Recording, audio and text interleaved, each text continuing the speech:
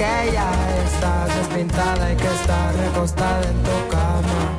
Yo estoy entre la gente, bebiendo blue y cantando, viviendo la vida de rockstar, todo lo que le conté a mamá.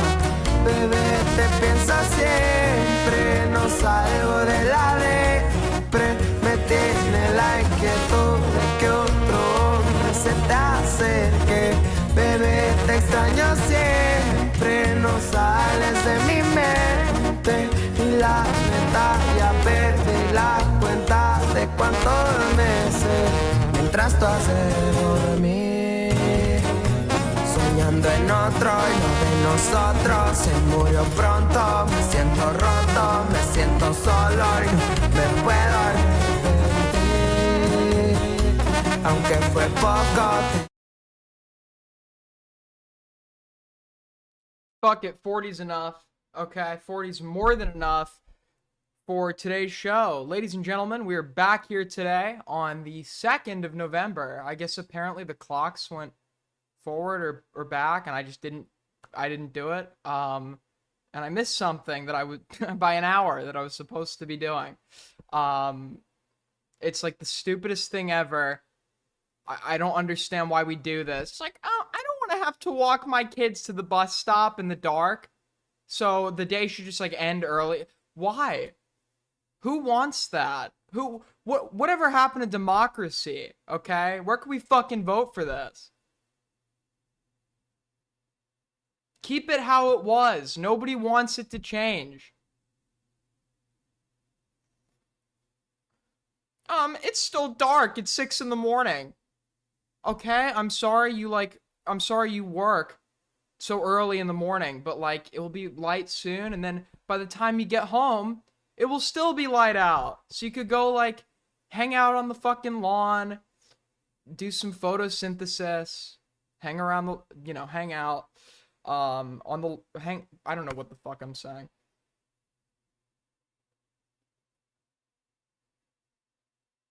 They want to deprive you of daylight, okay? That's what it ultimately comes down to.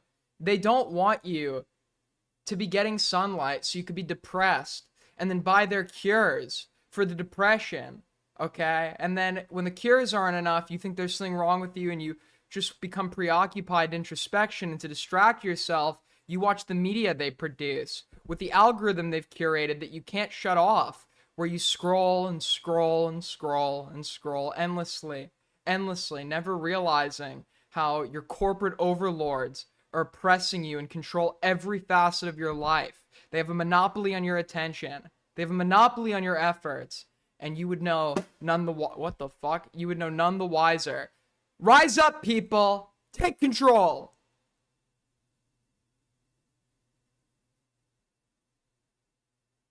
Fight it! It is this way, but you don't have to let it be this way, okay? Because they only control you to the extent that you allow them. And nobody said it was easy. Nobody said it was easy. But reclaim your life. Okay? If you have a laptop, stick to watching videos and shit on there. It's going to be harder to scroll shorts. If you somehow have TikTok for whatever reason, delete it. Okay? You have Instagram? Fuck Instagram. Delete that shit too. Okay?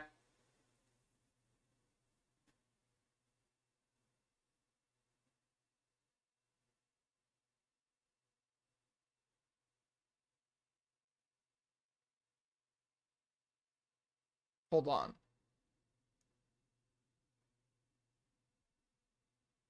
One sec.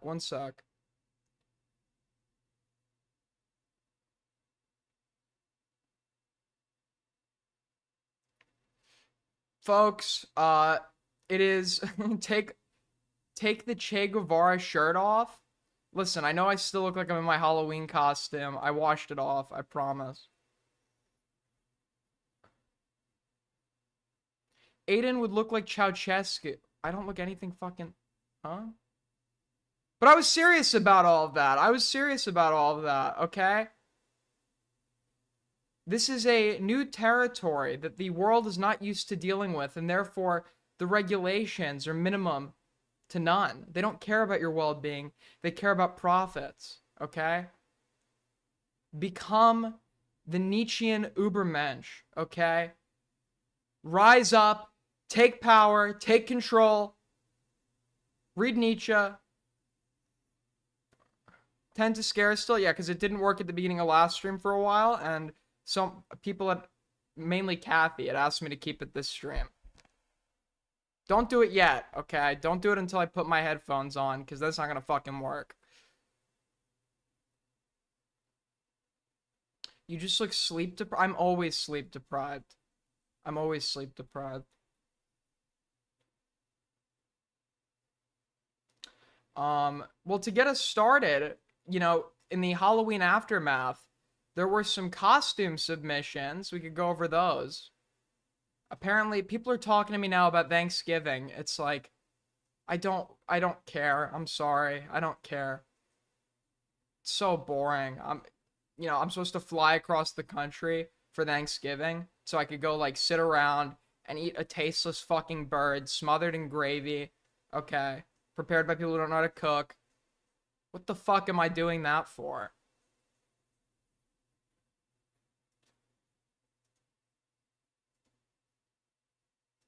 Thanksgiving sucks, actually. Thanksgiving sucks. Does anyone actually like Thanksgiving? Does anyone actually like sitting with like a bunch of extended relatives that you don't really vibe with, but you get along with for the sake of the people in your family that you are close with? Does anybody just like, I mean, it's just such a shit holiday. I don't know why people force themselves to go through it anymore. But we got some costume submissions, I guess,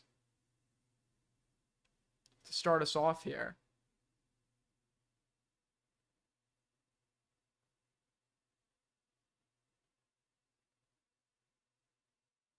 You like it. I'm glad you like it. You're not really like human, so it doesn't matter. Thank you, G's. Toronto wanted to change, but New York was stuck with it because their system are on it. Oh, daylight savings. I go for the food since my mom's side is... Okay, I understand that. For Thanksgiving, why don't you just, like, cook what your family likes? Why force yourself to pretend to like this disgusting bird? Okay? Why force yourself? Just eat what you like, Hell, make Christmas food, dude. Make a glazed ham, dude. That sounds good as fuck. Compared to some dry-ass fucking turkey.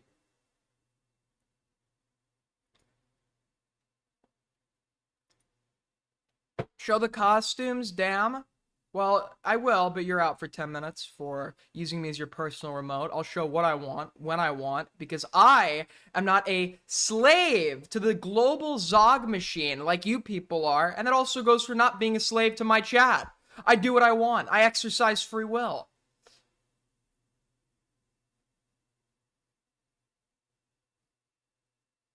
Turkey is good, you just don't know how to... Apparently, everyone I've ever eaten turkey from doesn't know how to cook it either.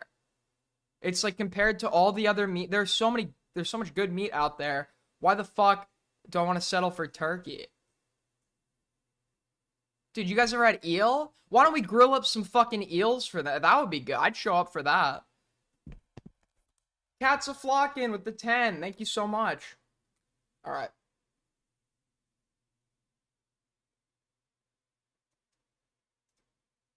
Listen, no Nigerian ever told me to get on with it. That's all I'll say. I'm not going to war. I'm not going to war to fight Nigeria. Alright,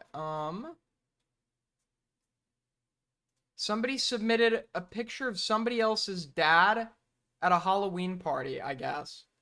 So let's take a look at this.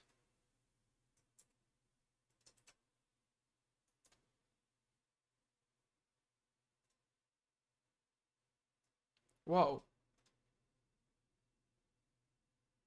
Thank you so much, Cats Flocking, for the 10, by the way. Okay. Interesting costume. I actually, in 2016, was it? Or 2015, when Suicide Squad came out, I also went as the Suicide Squad Joker. It was very cringe. I didn't even actually wear it. I just painted my face. That's all I did. Oh, and put on green hairspray.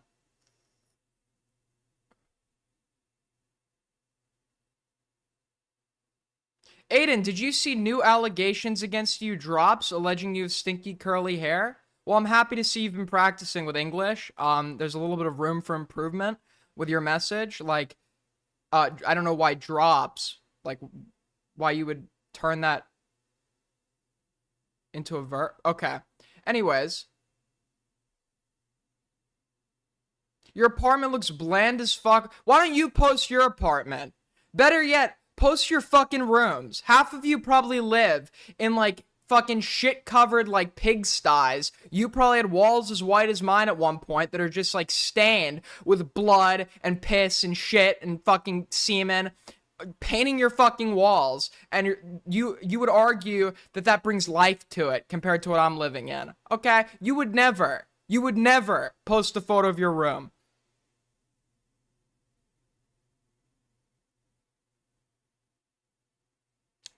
But yeah, interesting costume. W Dad. Cough Games posted this. I don't think that's a costume. Or he's not in a costume. This guy is, and he has him in a net. Based. You know, I was reading the other day that there are people that actually go out to ride roller coasters, more specifically Thunder Mountain, to displace kidney stones. Did you know that? Did you know that? Did you know that? How the fuck do you get a kidney stone? Just drink water. People will do anything but drink water. It's like so ridiculous. Like if you're a grown man still drinking like fucking soda and shit, like you're pathetic. You're a bitch. Water is like great when you stop drinking soda. Then you just have no desire for it. This okay. Interesting stuff happening here. This is not Nux Taku's server though. I think you had the two of us confused.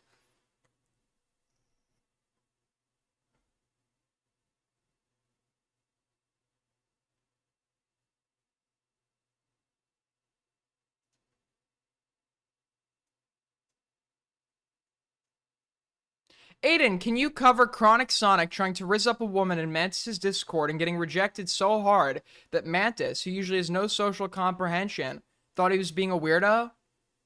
Probably not. No. Probably not gonna do that. We got somebody dressed up as the Lorax. Interesting stuff happening here. I like this costume.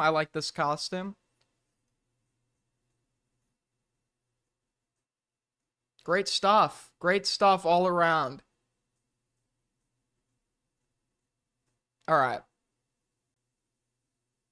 Now, I'm going to do a little bit of a, not a palate cleanser. Okay, where was I? Yes. You hate content. I don't hate content. So I was in a Discord call earlier with my friend, and he's like, I have to show this to you. I have to fucking show this to you. So I said, okay, show it to me. And we're trying to decipher whether this account is like some sort of ARG or like social experiment, or if this is like a real person. Now, I'm going to warn you, there's going to be something here that looks like gore. It isn't. Okay? I'll elaborate on that at the end.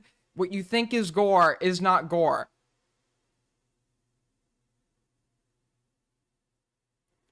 So he sends this to me, and at first it's like, dude, what the fuck is going on here? I thought it was like a pet. Hold on. Let me put it in my inbox.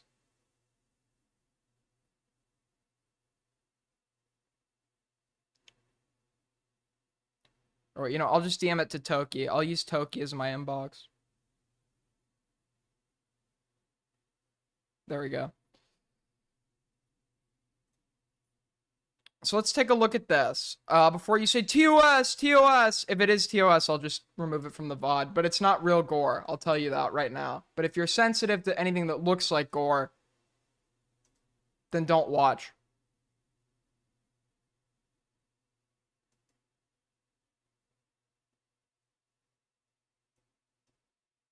2017, the artist-activist Mark Jeffries founded the group Downtown for Democracy, launching a series of emergency group shows in response to Trump's inauguration. The first exhibitions consisted almost entirely of satirical portraits of Trump, his golf tan line, his comb-over, his most embarrassing quotes. After critics compared the show's lighthearted tone to SNL's soft treatment of George W. Bush, Jeffries' group introduced the Resistance Badge, a 2-inch sticker affixed to the bottom right corner of every artwork, This is going to get crazier. Just wait. aggressively clarifying the author's politics to prevent any ambiguity. The badge proved so popular that NADA encouraged them on all works at the 2017 Miami Art Fair, with proceeds donated to Act Blue. But because of the markup, many galleries resorted to cheaper bootlegs from Etsy. The betrayal enraged Jeffries so much that he It's not politics. Please, no politics. Please, please. How are you living in this world without ever discussing politics? This is like, the point here isn't even politics. That's not the point. It's politically related, but there's nothing to do with politics. Just watch. reportedly punched a hole in Coco Fusco's sculpture of Trump as the Tin Man for using a knockoff badge before quitting Downtown for Democracy and striking out on his own. In what many now call the first dark woke art project, Jeffries pledged to cut off one finger for every 6 months Trump remained in office, hoping the gesture So pretty crazy, so on surface level, right? might spur impeachment. If Trump completed a full term, It's not politics. Jeffries vowed he'd be left with nothing but middle fingers to give him. As promised, Jeffries updated followers every 6 months, unveiling a new missing digit. The project culminated in an October 2020 solo exhibition featuring 8 mason jars of fingers preserved in formaldehyde, each dedicated to a different resistance leader, and a large format photo of Jeffries. No, that's obviously very fake. Using the last remaining finger on his right hand to cast his vote for Joe Biden. So let me tell you, you're not going to understand what's going on here. This is a real conservative. He tweets out he's been a conservative for a very long time. He makes videos denigrating the left all the time, but he just makes stuff up to a level where it's like so badly made up. I honestly don't know if it's like a social experiment about misinformation, okay? The Mark Jeffries guy, or whoever he was talking about, doesn't exist. He's never existed. We couldn't find anywhere where anyone else was claiming he existed. We couldn't find anyone else that was talking about this project, or this finger project, whatever. This guy just made it all up. And it's like, oh, it's bait, he's joking, whatever. No, he presents himself as a serious conservative commentator. He's talked about real situations. You know, I don't know. Honestly, I'm like, and there are people that believe that. Okay, apparently he's kidding, but then we looked at another one that was the same shit.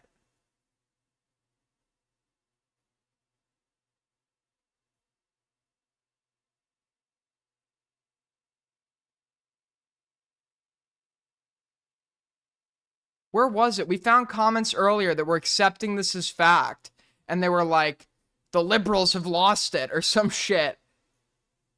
Okay, apparently okay, now it's not as funny because those comments aren't there. Also, guys, this isn't politics.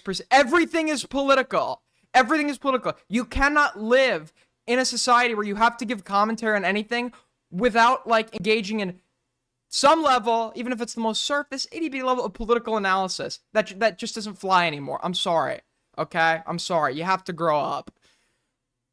But also, something my friend showed me that I found very funny. We know that Trump and his administration have revamped various websites. They did a woke purge where, like, things with the words gay were, like, inserted for, like, deletion, including, like, something commemorating the Enola Gay, which was the plane that dropped the atomic bombs on Hiroshima and Nagasaki. There was a page honoring I think he was a black veteran of the Vietnam War, and somebody had fucked with the URL, and the URL said, like, DEI hire or DEI soldier or some shit. But the one that I find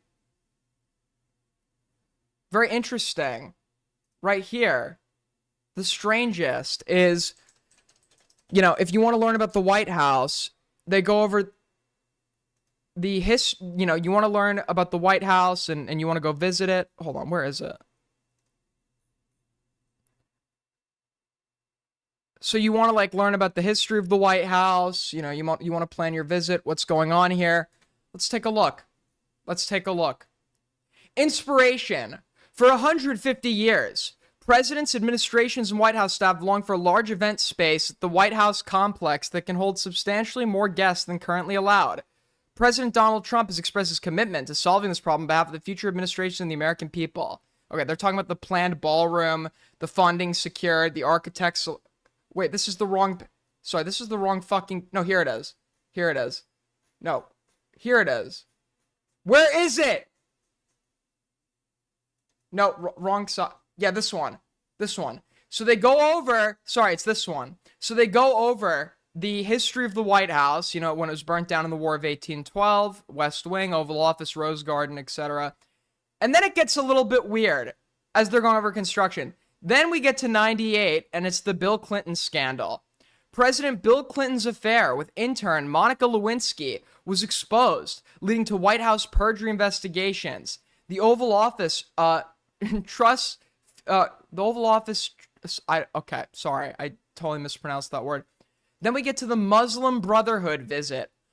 Obama hosts members of the Muslim Brotherhood, a group that promotes Islamist extremism and has ties to Hamas. The Muslim Brotherhood is a designated terrorist organization by nearly a dozen nations. Then they cut to Melania.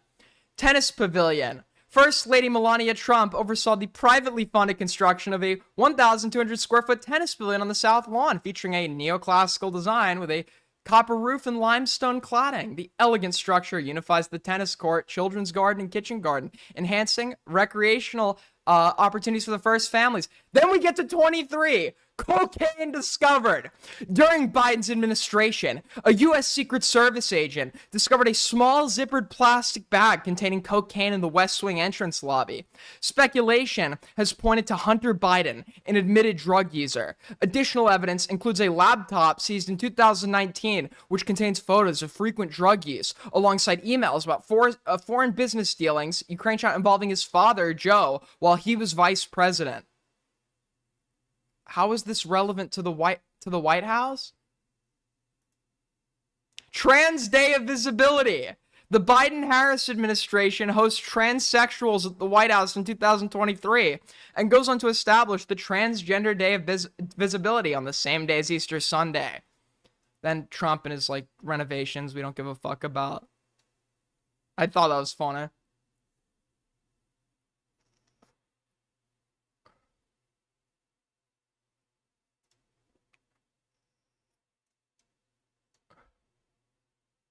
What's up, Toki? What?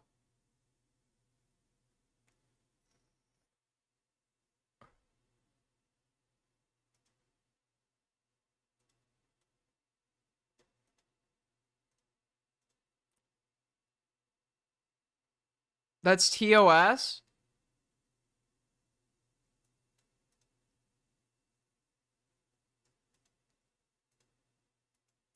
I don't give a fuck. I don't care. Have we considered this? Why do they... Hunter does seem... They hate Hunter because just like everything else that they do, somebody posts a schizographic that Hunter's laptop contained videos of him abusing underage girls, and then every conservative on Twitter believes this. Okay? You have tweets with 20,000 likes that are just this giant schizographic that I'm quoting this verbatim, by the way. They use this as a claim. They basically make up a lie. They put the lie on a picture in like a meme format that they then post, people remember it, and then spout it as fact. Using that lie as fact, they use it as support for other lies. A good example of this would be the Anthony Weiner situation when he was communicating under the name Carlos Danger with some underage girl or some shit. Apparently, he had like a folder called Life Insurance on his laptop that apparently contained videos of Hillary Clinton, Huma Abedin, etc., etc. And within one of those videos, there was like within one of those videos contained a video of Hillary Clinton ripping someone's face off and eating it. And apparently, of the 12 investigators that viewed the footage, 10 of them took their own life. Here's the problem with that. No actual source that has viewed the laptop has ever claimed that there were these videos on there. Nobody said that. Furthermore, not a single one of the people who viewed the contents of the laptop have taken their own life. Nevertheless, 10. That's just a fucking lie. That's all these people do. They just lie. They used to put up this like there's a video floating around the internet called Frazzle Drip of Hillary Clinton and Huma Abedin eating a girl's face off, and then years later people were like, I remember that, I remember seeing that. You don't remember seeing that, you remember a graphic of somebody lying that existed.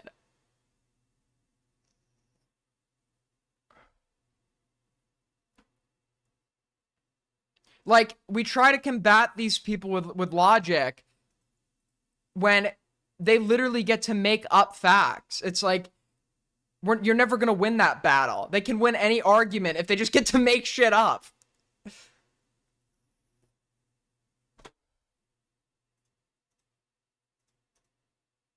It's crazy. But apparently there is this video now floating out there of Pick-Mes or some shit. Anyone heard of Pick-Mes? Anyone heard of her?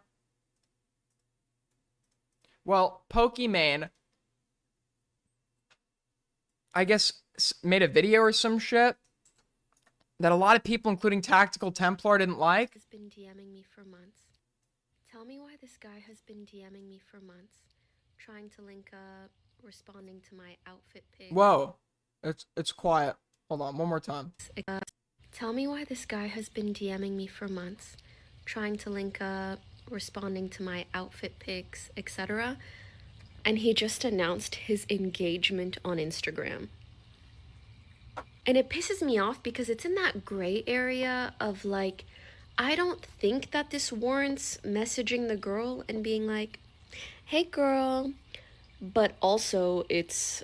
Yeah, if a guy is messaging other girls, like, right up until your fucking engagement, like, yeah, like, you probably, that's gonna be something you want to consider before making a commitment that's, you can't hear?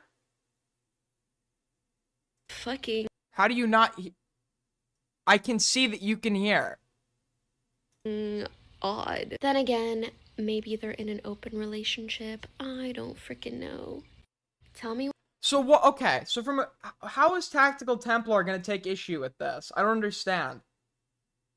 She's just like she's just talking about this concept. She hasn't done any action based off of it. But you have this guy that is more than likely being unfaithful, behind the back of a woman he's about to be making a lifelong commitment to. And yeah, even though the divorce rate is so high, marriage is meant to be a lifelong commitment. Like, if you just don't get, like, I don't understand. Well, just don't get married. Just, if you're unsure, just don't get married. Stay boyfriend and girlfriend. What's the problem? But apparently Tactical Templar takes some sort of issue with this. Like, she's just talking about a man being unfaithful. I love how, like, when it's a woman doing OnlyFans or, like, a titty streamer, these guys are outraged about the moral decline of society. But whenever there is, like, any blame towards the male, for engaging in, like, lust or perpetrating the sin of lust, these people just have no words to speak. I'm very curious as to what Tactical Templar is going to say about this. Our boy, who still has not stepped on the scale.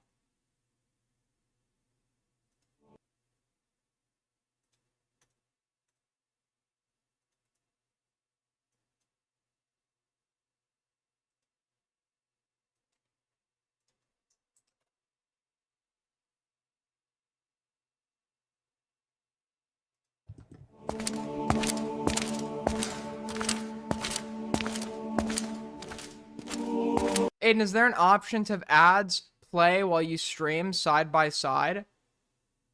What are you huh? Brothers, you do not despise these female streamers enough. You just don't. You may think... Did you see Yes, I did. I didn't really want to bring attention to that because, like, the last thing we need is to be associated with, like, when you have people that are actively disingenuously trying to paint an association between us and, like, the people who operate on Kiwi farms. I feel like just bringing attention to that is going to do that more. That you do, but you don't. Pick-Mes is in this clip right here that we're about to watch, and you're not going to believe this, but there was a guy that was interested in Pick-Mes that was DMing her for months. She didn't even acknowledge this guy's existence. Didn't Problem? Why is the guy lusting for the flesh? I thought this is a Christian stream. It's a Christian stream from a guy that knows nothing about Christianity. Okay? He doesn't like saints, which is why he identifies most with orthodoxy while simultaneously utilizing Catholic aesthetic. What is going on with this guy, man? respond to any of the DMs, didn't do anything with this guy. This guy is going out there going, I really hope that she'll give me a chance this day. I'll really hope she'll give me a chance this. Did we forget this guy? Unless you're gonna try to argue that this fucking guy, he got engaged to a woman the same day or week he met her. I guess can happen if you're in like Las Vegas or some shit, right? Well, fuck. I guess that can happen if you're in Vegas or some shit, but like that's obvious. That's probably not going to be what's going on here. It's more than likely this guy is being unfaithful, and that's incredibly unfair to the woman that is about to be making a lifelong, or what should be a lifelong commitment to him, off of like the tenets of mutual trust, respect, etc. It's unlikely that, speaking in terms of probability, it's unlikely this guy was in an open relationship. It's unlikely that he wasn't in a relationship at the time of messaging Pokimane. And if we were to assume those to be true, which you would lean towards, that's what would be most probable, this guy was being unfaithful, and he was lusting for the flesh. This guy living on a wing and a prayer, hoping to get her attention. She's watching these things, not responding. Good. The guy goes, okay, she's obviously not interested. If it was like an e-girl trying to DM some like Christian fucking male streamer who's like in a committed relationship where he's about to get married, Tactical Templar would be like, why are you like a whore, like a lustful whore, DMing this guy? Like, all the burden goes on the women. The reality is, okay, the men are much more likely to express their fucking horniness. You want to take one look at like the manifestation of lust in society? Like, yes, women play into it, right? Especially when it's socially and financially advantageous, which is only possible because you have these like horny fucking gooner men with like, just like either they don't care or they have no impulse control that are just like jerking it online all day. Why is like the burden never put on these men? I think it's such shitty advice to like tell people that like there are a lot of problems that are the fault of other people, but I think in general you should always be arguing for what the individual can do, right? What they can realistically do on their own. Because if you sit there blaming everybody else, there's there's gonna be no progress. Nothing good is ever gonna happen. And if you're like on here promoting men not to give in, etc., and promoting women not to go and take the like temporary financial gratification, then like, even if I agree or disagree, that makes more sense to me. But this whole narrative of blame the women is just like so fucking dumb. The guy moves on.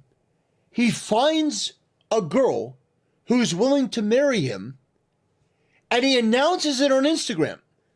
All of a sudden, Pokimane knows who this guy is. All of a sudden? No. This guy's so fucking stupid.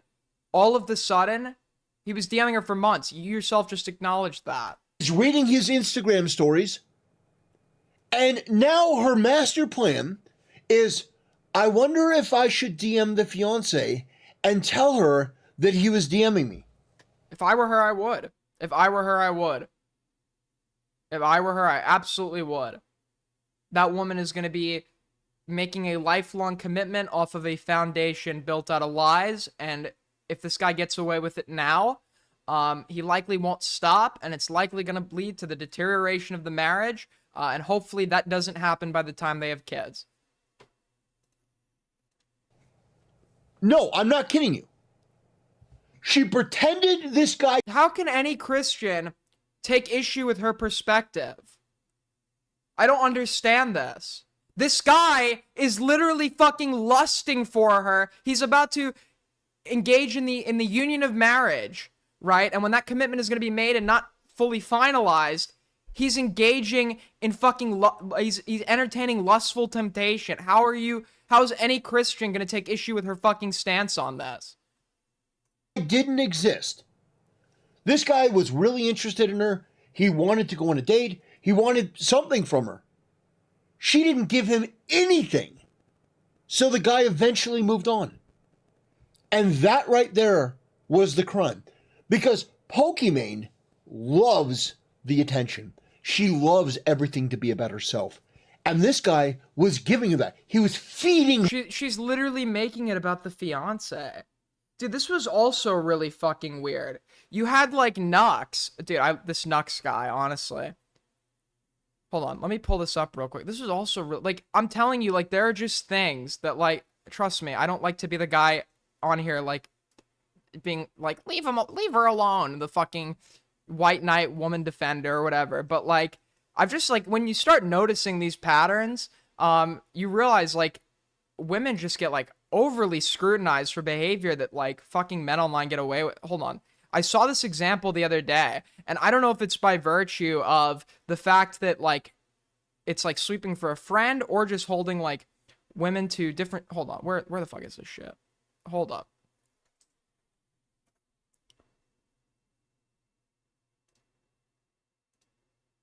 Hold up. It's from Nux. Don't we love Nux, guys? Nick Andros, where is the video? So, Pokimane tweets out a statement that I think is totally fine. I've gotten a lot of comments asking me to speak on recent news, and I didn't tweet sooner because I felt the focus should be on the victims and allegations, but it also feels wrong not to say anything. Sexual assault and harassment should be taken seriously, regardless of the gender of the perpetrator or victim. There is already so much shame associated with speaking out on these experiences when in reality the shame should lie with the abuser. So, we've got the me in terms of why she's speaking about this, why she wasn't speaking about it earlier, her speaking about it, and then her clarifying why she may be slow to comment on things like this, which is going to be relevant, which is just going to be relevant to her viewer base if she was actually being scrutinized for her failure to comment. If I'm ever slow to comment on things like this, it's because these situations bring up a lot of emotions from my own past traumas, which I don't know if I'll share publicly. I hope this makes my stance clear. There's nothing wrong with that. There's nothing wrong with that. Rape is bad. Now let me tell you how I'm the victim. This guy is friends with Tectone, dude. Tectone has made anything and everything about him, okay? Tectone's dad, it's exposed what he did to various women in the military. Now the things he did to these women are the focus. Now Tectone decides it's a good time to start crying and bring up his, like, past abuse from his father, which seemingly wasn't a relevant factor when he was platforming him and holding him up as some sort of fucking hero. Now he's sitting on stream crying like a little girl about how he was abused as a kid, making it somehow about him and not the fact that he platformed somebody who did horrible things to all these women, not making it about them. Okay? When Tectone is being accused of sexual assault by 2 different women, by the way, and verifiably lied in response to one of those allegations, he feels the need to bring up his own history of being sexually abused as if that's relevant at all to his present like him presently being accused. Tectone makes everything about him to a much more overt and disgusting extent than any bad faith interpretation of her tweet would lead you to. So it is literally either you're sweeping for your friend, which is very much possible, or you hate women, which both are true. So I don't know.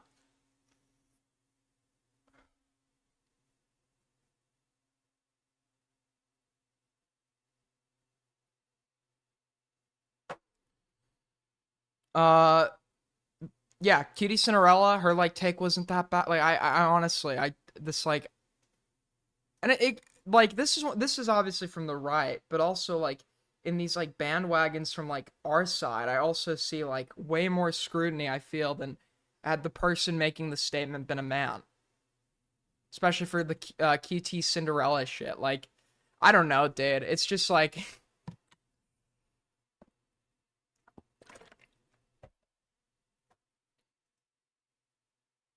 This fucking, like, blame women for everything culture is, like, so fucking pathetic. And honestly, it's hurting men. I think it's just gonna hurt men. It's gonna create entitled men that don't actually understand that their ability to get with someone is in their own, it's in their own, they're at the steering wheel. They have control of that. Instead, they're going to put the blame on someone else and feel entitled and bitter and not work on self-improvement. If you're single and don't want to be, it is your fault. It is absolutely your fault. If you're single and you do not want to be, it is your fault. It is honestly, in the world we live in, the resources available to you, I don't understand, how this is still up for debate. There are, what are we at now? 8 billion people on planet Earth?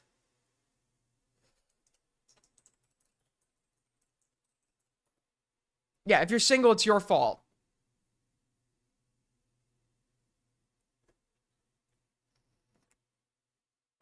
But that's not a bad thing, just to be clear. It's a sign of maturity to say, what can I be doing differently? That's how you engage in growth and improvement and become an alpha, okay? Why am I such a loser? What can I be doing differently? And that is how you maximize your fucking potential. Stop blaming everyone else.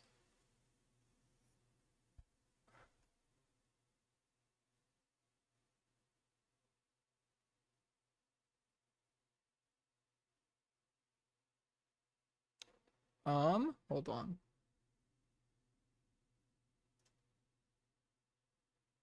Her ego.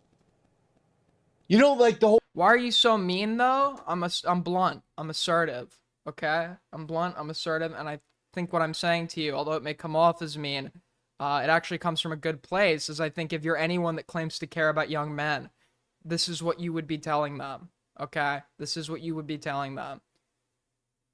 Because this is the advice that's going to help them. Everybody always likes to say the grass, everybody looks at it like the grass is greener on the other side. If only I was 6 foot. If only I've seen a guy pull the fucking hottest woman ever, and he's 300 pounds, and it's because he's funny as fuck. He's funny as fuck. What you're lacking in appearance, you can compensate with personality, etc., etc. It is well within your control. There are people that survive horrific fucking burns, okay? Horrific burns and still find love. Feeder syndrome, he was feeding her bloated, oversized, fat girl energy ego. Just stuffing it. And she loved it. She loved the feeling of control. Oh, I'm not going to respond to this guy. Aren't you 6 foot? I am 6 foot. That's what I'm telling you, right? Just because you're 6 foot doesn't mean you can just walk into the room and the ladies come up to you, right? That sure, I think that would maybe help slightly. There's a checklist, right? And whatever box you don't fit, if you're not 6 foot, try to check off 2 more boxes. Be funny, be insightful, right? To compensate for the lack of that other box being checked off, because there's nothing you're gonna be able to do to fix that one, right? That's not worth my time. I'm Pick-Mes. And then the guy moves on. He says, you know what? This chick's not worth it. Finds a girlfriend. Finds a girl that's going to be his fiancée. And Pick-Mes' first thought is, I'm pissed. I'm mad. Well, it seems her story implies he was DMing her while he was with this girl, and now they're getting engaged. She should be rightfully concerned for the girl. You talk about the fucking divorce rate. I think building marriages on dishonest foundations and hiding secrets like this is not going to help lower that rate a whole lot. This guy isn't focused on me anymore. Now he's focused on his own life. Now he's got a girlfriend and a fiancé. Tell me why this guy has been DMing me for months, trying to link up, responding to my outfit pics, etc. And he just announced his engagement on Instagram. And it pisses me off because it's in that gray area of We already saw this. Well, I'm not the only one that notices. So wait, she ignored him in the DMs, he moved on, and now she's mad? That you would have to do such a bad faith interpretation of this, okay? She clearly means that this guy was, messing with her while he was with another woman that he's now engaged to. You actually have to be, a drooling, shit for brains, fucking fat, tradcath, LARPing fucking streamer to actually believe something like this, which, in fact, you were all of those things. You explained it perfectly. Auntie makes everything about her. Bro kept it pushing and found somebody, and she's getting shamed for it. Yes, Yes, he's getting shamed because he moves on. That's not what she's saying here. That's very evidently not what she's saying. Wait, does this actual fat fucking moron actually believe the position is you're not allowed to Pokemane's actually going to sit here and seriously give an argument that you're not allowed to go date or marry anyone if you've ever flirted in your life? Do you think that's the position? No, she obviously this is what I tell you. Everything is surface level for these people. They can't read between the lines. They don't understand inference, or they don't understand how to make an inference. They don't understand implications. They don't understand like contextual indicators. They get none of it. Okay? You genuinely think that's what she's fucking saying? How fucking stupid are you? Like, I already know this guy's like an actual moron, but like every clip I watch, he's just getting more and more fucking dumb. And did the right thing. And found a girl that's willing to marry him. Instead of this obnoxious midwit bitch. Who, again, has that fat girl energy when it comes to her ego. She is a glutton when it comes to her ego. She is one of the most vain content creators I've ever seen. Everything about optics, everything about me. Everything you could criticize her for being self-centered, narcissistic, you take that, all those attributes, they're present in Tectone times 100. Yet you people are totally fine with that because it's cool when a guy does it. When a woman does it, it isn't. Where I'm not sitting here being like, leave the woman alone. I'm not some like fucking white knight. It's just really pathetic. It's really pathetic, and I think that this culture, not only is it bad for women, as I said before, I think that this culture reaffirms delusion and just hurts young men in the long run. What's the perception of this? Like, we are so cooked as a species if people like her are the textbook definition of modern females. What? So she... What does that even mean? What the fuck does that mean? I actually have no idea what that means. In like this context, I don't know what the fuck that means. She checks DMs for people hitting on her, then ignores them only to stalk them, then posts a video complaining about somebody moving on. Pokimane is a representation of every woman alive in the 21st century ever. Only to think about ruining their happiness all out of spite and jealousy. And y'all are on her side? Yeah, what the fuck is a modern female, too? What are you talking about? Is this guy, what is it, a gentrophile? I forget what they're called. They, like, have a exclusive attraction to, like, senior citizens? Man, y'all are blinded No, sorry, a chronophile. It's a chronophile. This bitch's hips. Yeah, I don't understand. This bitch is almost 40 and is out here mad about some random dude. Yeah, guess what, Pokemon? This is the truth that none of your fucking simps will tell you.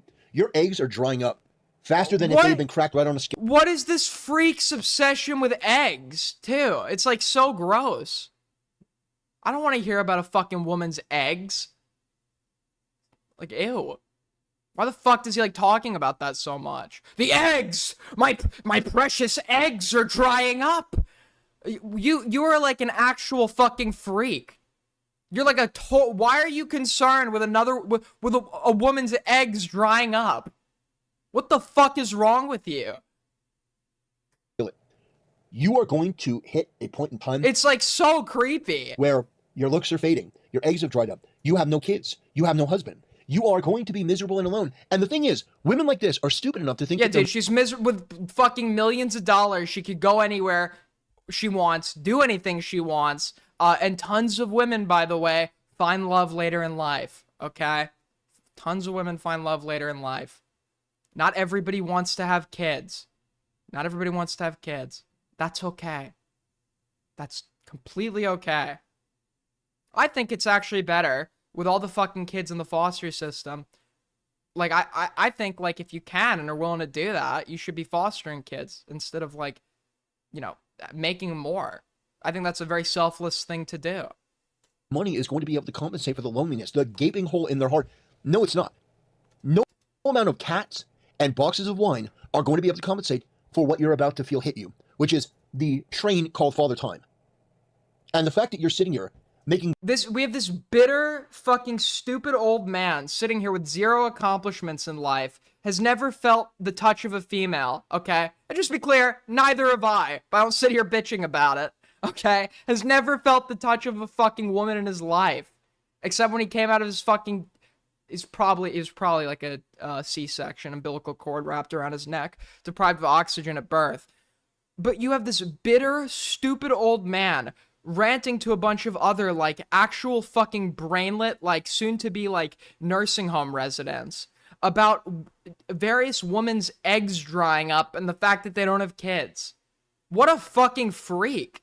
You're, like, actually such a fucking freak. Holy shit. videos about some random person that was interested in you, that you treated like shit, and then he moved on, and now you're out here to try to get some kind of revenge. These are the type of women that ruin it for all women. In fact, this is the type How do they... What? Ruin what for all women? How? Also, they do this thing where whenever it's a member of a group they don't like, every individual is a representative and diplomat for the group as a whole. And it's gotten to the point where even, like, members of minority groups play into this. Like, there's a video of, like, a black person doing something bad, and you see other black people being like, yeah, now I understand this is the shit that makes people hate us, or whatever the fuck. And it's like, although I, like, appreciate self-policing, like, you should not be disrespecting yourself like that. Like, you are not to blame for what someone else with the same arbitrary characteristic as you does. That's, like, stupid as fuck. Okay? But when it's groups they don't like, what every member does is a representative of the group. But when it comes to groups like men, they take issue with these generalizations, right? The fact of the matter is, when you have, like, coercive sexual encounters in, like, media, film industries, it is almost always going to be a man doing it to a woman. So when this other, like, VTuber makes a tweet where she's like, ladies, if a guy with a bigger platform than you comes up to you, showering you with affection, etc., run, right? That's a generalization that I think is totally fair and applicable, given situations we've seen in the past. This is how someone like Weinstein was able to operate, okay?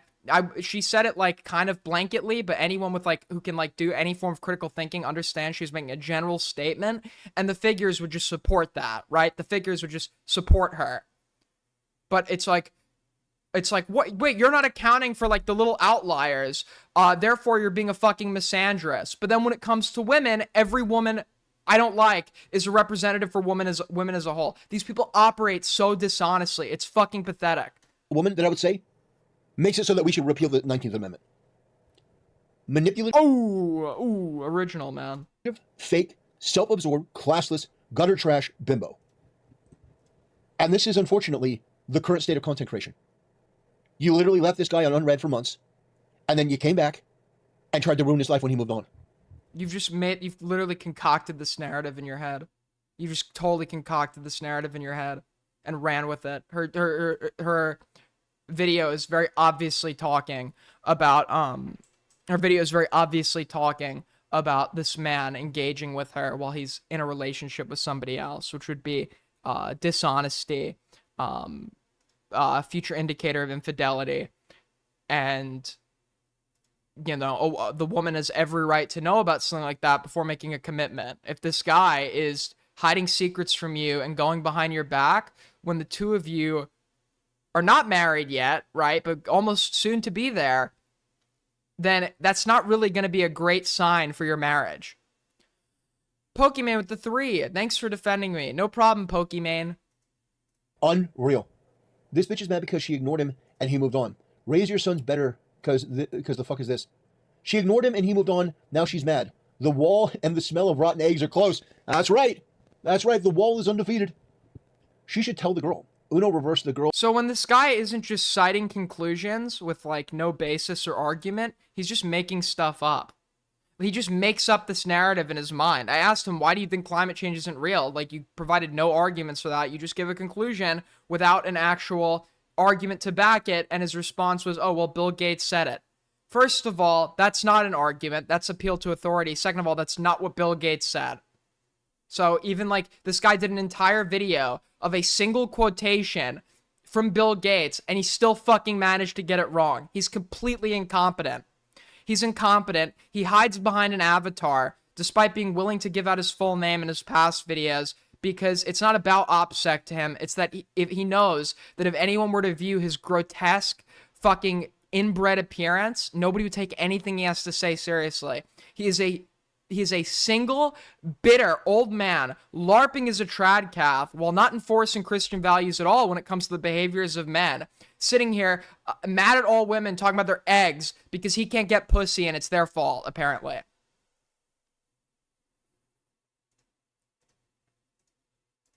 What do you even do when they call them on it? Call them on it every single time. You're just lying. You just made that up. And explain why. With a picture of the ring and says, I have the ring, you left him on red. And also reply with the rabbit tapping the clock. That would be really funny. Who is that fella, bro? Too down bad. Is she seriously mad that guy has been simping over her, finally moved on? By the way, guys, if you want to support the stream, as always, a great way to help out is to donate through Streamlabs, Super Chats. Always support. If not, like up. Make sure to like up, sub up if you're new here. We got good viewership today. Yes, she is. Yes, she is. Because Pick-Mes and other girls in that space, and I'm sure this happens with Valkyrie and Cinna, Emaru and Extra Emily and all these other people, they get these very flattering posts and DMs and messages, and they get off on it. They feel very flattered, and they feel very important. But it's not.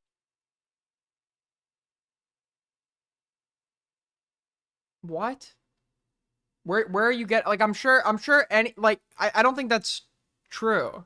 Just to be clear, like, I can see, like, if it's like a fucking, you know, sweet, if he's sending like a sweet message that doesn't have like seemingly surface level sexual intent, good looking guy, like maybe that's like kind of flattering to them.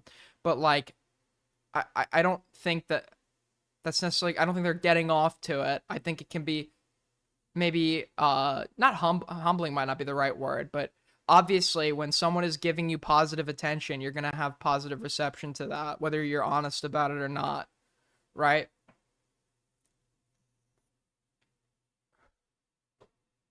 That they want to respond or that they like the guy or that they're gonna, you know, flirt with him. No, they just not thinking climate change is retarded. Now, how much is being caused by pollution is slightly different. Well, a lot of it is being caused by pollution, to be clear, but also the climate change is like the greatest, as I said before, the greatest test to determine who's like arguing because they genuinely believe something and who's in a fucking cult. Because not even Trump believes that climate change is a hoax. He just says it is because he fucking receives money from the oil lobby. These people have no excuse. They're just sucking Daddy Trump's shriveled ball sack, okay? And if they can't even concede to a reality as basic as that, they're delusional, they're in a cult, and I don't even know if it's worth trying to win them over. like the fact that there are people that are... Yo, $5 from Will. Thank you so much. Did you see the substitute teacher fired after 1 day for trying to... Link it. I put it in the court. Okay, I'll check it out. Thank you so much, Will, for the 5. Thank you, Jinro, for the 4. Shiba Dog gifting a large bone bowing respectfully. Thank you so much. Much appreciated, guys. ...DMing them and interested in them, and that makes them feel good. And they don't care about anyone else. So Pick-Mes left the guy on unread. He moved on eventually. And that's it. Now she's mad. Now she's mad because she understands. Yeah, celebrities get used to compliments, but I think there are some where it comes off as, like, more genuine, that, like, you could see it kind of flatters or humbles them. Like, I told this story. I met, or it was one of my, or it was actually, I don't have too many celebrity encounters, per se, unless we're counting, like, online shit.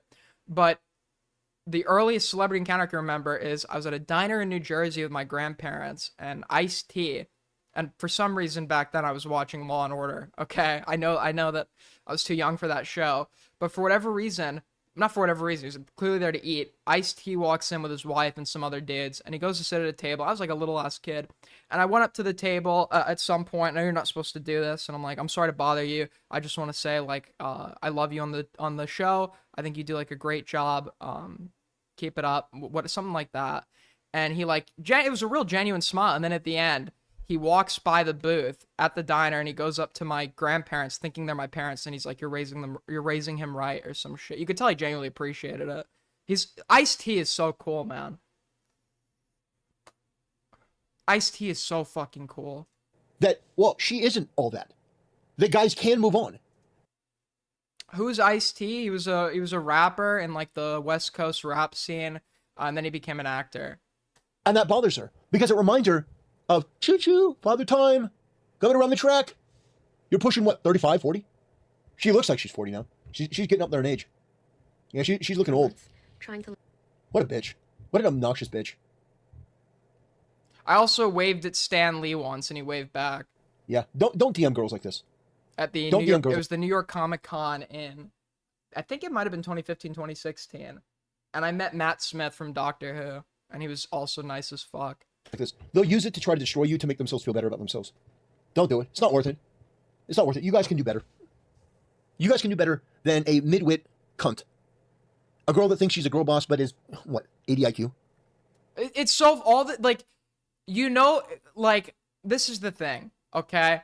I will call people stupid, but I will always follow that, like, I will always either proceed or follow that up with a reason why they are stupid. If somebody only has one insult, and that's to call everybody else stupid with no basis or counter argument, this is somebody that's very insecure about their level of intelligence, and it doesn't come off as cool, it doesn't come off as funny, it comes off as pathetic. Okay, you're in no position to be calling others stupid when they're trolling you and you're falling for it, as in what happened in his chat the other night. You're in no position to be calling others stupid when they ask you to provide an argument for a claim you publicly stated and you refuse to do so and misinterpret a single quote that you made an entire video about. Okay, you have no standing as any sort of intellectual, pseudo-intellectual. You have not proved that you are capable of higher thinking. So please, okay, please, nobody is buying it when you call other people stupid. You just come off as the fucking fat, insecure man-child that you are. Maybe instead of calling people stupid, actually try to outsmart them with the substance of what you're saying, which you'll never be able to do because you know that there is so much more substance in your fucking stomach than in like the content of your arguments.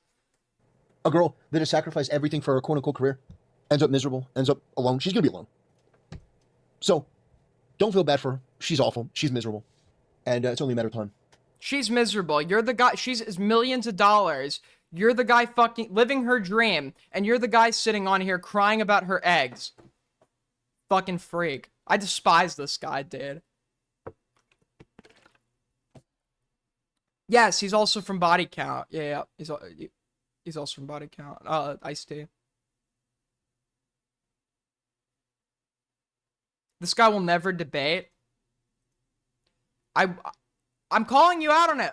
Okay, Mr. Intellectual? If we're so stupid, it should be an easy slam dunk. Maybe win over a few audience members that have conservative sympathies, and there are a couple. Okay? Challenge me. Challenge me on climate change. Challenge me. I challenge you on climate change. I challenge you to debate about women. Okay? And any other subject you may want to bring into it. But you won't accept because you're a fucking pussy.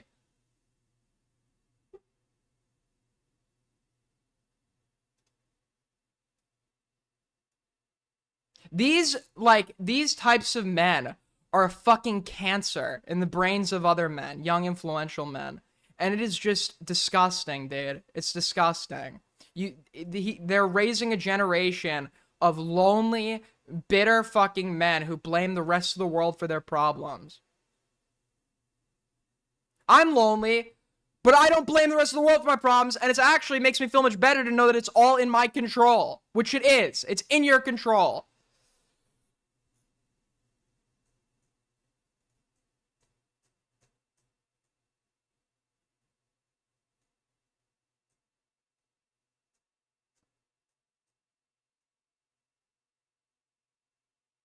Okay, apparently he reiterated his marital rape take on stream. Says, I'm a huge fan, Templar. I especially love your takes on marital grape. Have you ever participated in the act? If so, I salute you. What the fuck are you talking about? I love your take on marital grape. There is no such thing as marital grape. God, these are the type of people sitting there wondering why they're fucking single. It's insane. When you get married under the church, you fucking inbred invalid retard. When you get married under the church, you become one body, one flesh. Yes, but what he likes to omit is that becoming one flesh, a husband should treat his wife as if Her body is his body. And the act of restraining a wife while she tells you no will cause immense physical and psychological distress that you obviously wouldn't want to have yourself. So you're actively going against the Bible's own testament, right?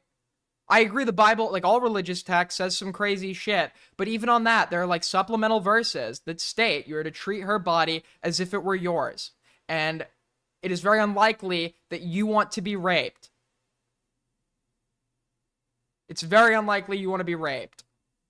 It's really telling, right? He likes to fixate on the statement, wives, obey your men, but he doesn't like to talk about the statements that put responsibility on the men.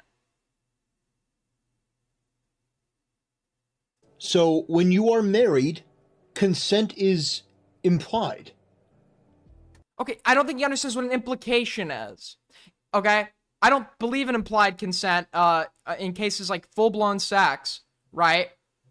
But even if I was to grant him that sex can be implied, right, in this instance, sorry, I'm not gonna say I don't believe if somebody's like throwing off their clothes and they're like, let's do it right now, and fucking spreads their legs open, it's like, okay, then it's implied they want to fuck or whatever. But if it's where was I going with this? Yes, okay.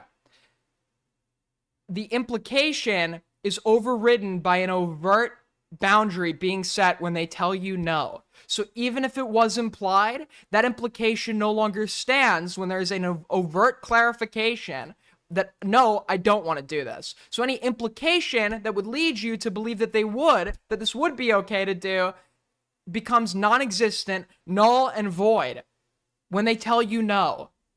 When they very evidently don't want what you're doing to them. A wife doesn't need consent to grab her husband's butt. Like, you people are so listen, this guy actually thinks that, like, oh, you don't need consent to do lesser thing, so therefore you don't need consent to do fucking sex. No, because the potential harms of outright sex where there's no consent given is going to be way more consequential than an act like a wife touching her husband's butt. Let's say he doesn't want it, and she goes and does that while they're married. It's like, hey, I'd like appreciate if you didn't do that. I'm kind of sensitive to that stuff. But I love you, sweetie, or whatever. It's like, okay, the worst, he got like annoyed, but he was able to set a boundary, and it doesn't happen again. Cool. An act of sex that you don't want will leave you traumatized, with post-traumatic stress. I don't even know if there's a case of rape where somebody didn't develop post-traumatic stress disorder after, unless they were drugged or sleeping. Post-traumatic stress disorder and all the physical health problems that come with that. You're at a higher rate for heart disease. You're at a higher rate for premature death.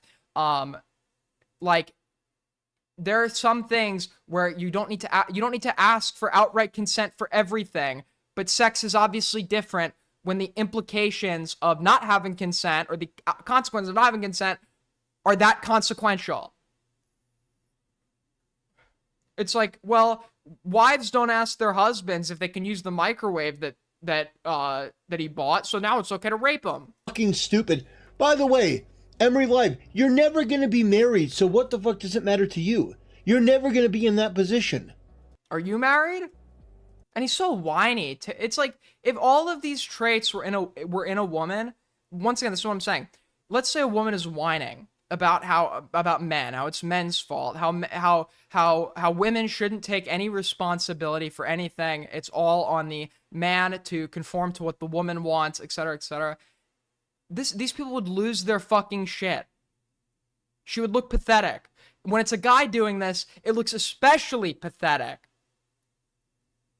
You are advocating against like centering your locus of control and taking control over your own life instead of blaming others. You're in favor of just like, giving yourself a pass to do whatever the fuck you want as a male. When no, there are like boundaries and rules, and even if your rules are set by the Bible, right? Even if your rules are set by the Bible actually wouldn't even agree with you on this, because there's supplemental text that would indicate that actually, no, it wouldn't be okay to do this because a man is supposed to treat a wife's body as if it were his own. And there is no man out there that genuinely, I'm not talking about consensual non-consent, I'm talking about genuinely forcibly raped. There's no man out there that wants that. And therefore, by perpetrating that against your wife, you are contradicting what the Bible commands of you. $2 from Patrick Starr. Tactical Templar, more like tactical tantrum. So true. Thank you so much for the 2, Patrick. So what does it matter to you? Under the church, you are unified as one flesh. You have no... Okay, but it says treat her. It says treat her as if her body was yours. That would obviously contradict that. Furthermore, would Templar believe that anything the Bible allows you to do or doesn't elaborate upon triumphs like the law of the nation, triumphs like the law of the country?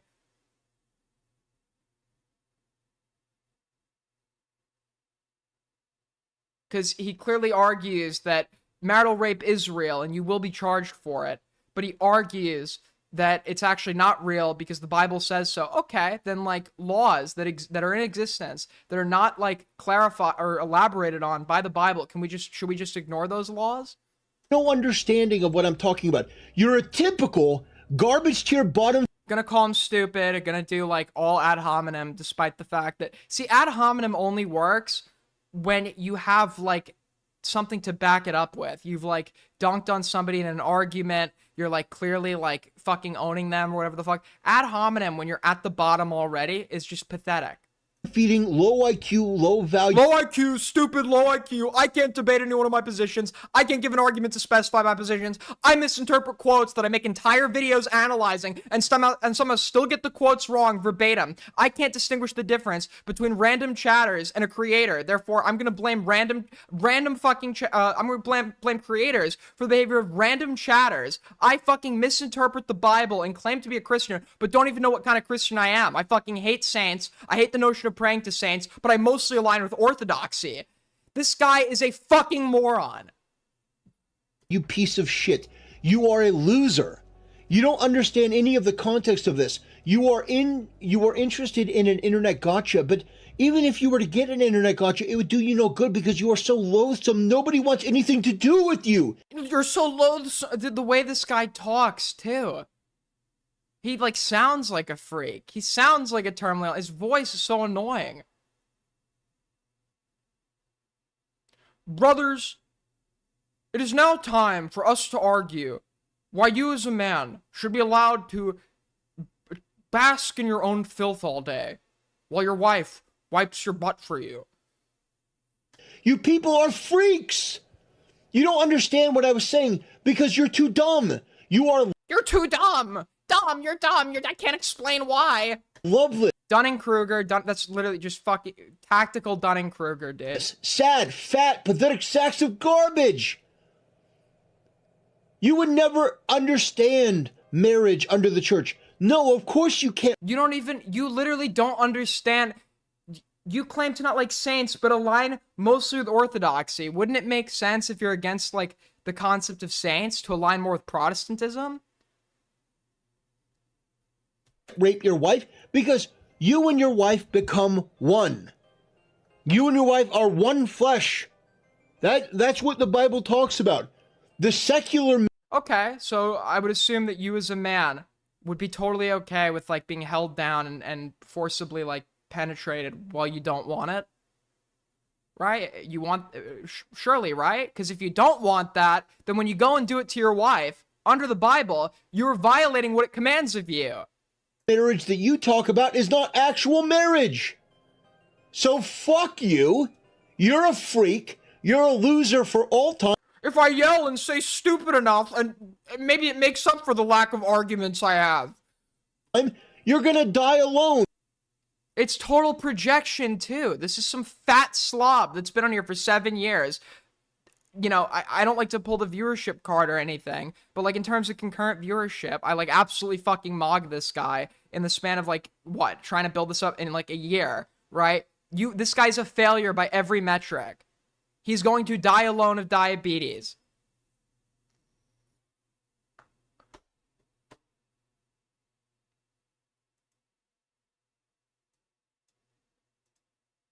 Fucking freak, dude. Actual freak.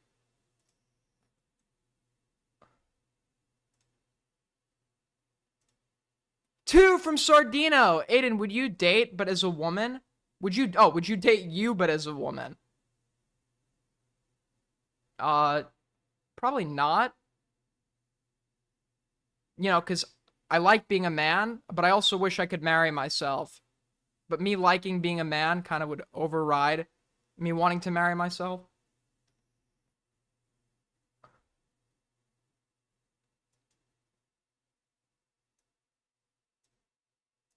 Anyways.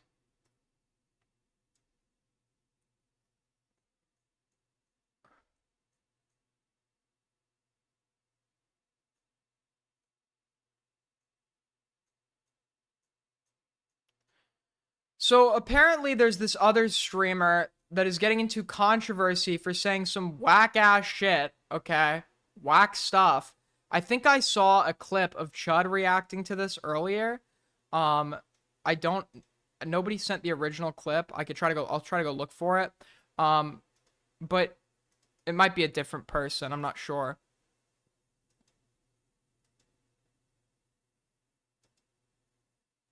So this person is this person even a streamer? I'm just assuming she's a streamer, right? Nina Lynn?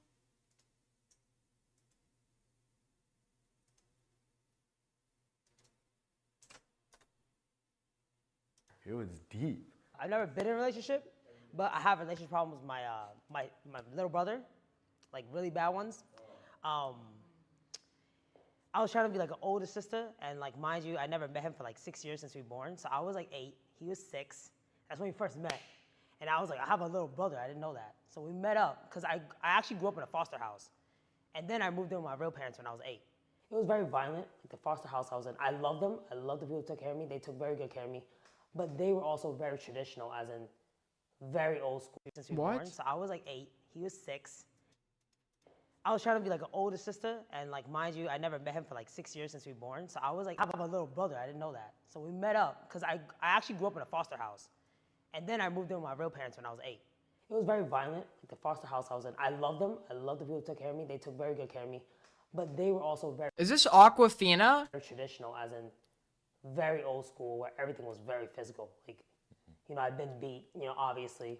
Because in a foster house, I had 2 little younger brothers that weren't biological to me, but they were autistic. I would take care of them, and because they were sped, I would take care of them more. So when I had a brother that had all the chromosomes, I was like, you should be like, okay, like you should not be acting sped. Like you can't be, you know what I'm saying? Because that's how that works, I guess. You can't have like development. You can't, if you have like all your chromosomes, you cannot have like any like behavioral, cognitive, or intellectual impediments to functioning. That's exactly how that works. Like you gotta be like. Let's not use the word sped. He wanted a sister, right? But I was like kind of rejecting him. I've always been beat growing up, so I was never taught the right way. It was always through action. I feel bad as fuck for kids in foster care, man. Like I would probably like, you know, if I settled down, so I would probably look to adopt before I had, you know, biological kids. So I was really aggressive with my younger brother, and he was like 6. So I beat him until he was like 15 or 13, all the way there. And like Child Protection Services came. We had to fly to China to evade the police and Child Protection Services because they were gonna put us in foster care. And we went to China for a month, came back. My dad almost got arrested because they thought it was my dad beating him, but it was actually me. And they all knew. How old was she? Wait, did she say how old she was? It was always through action.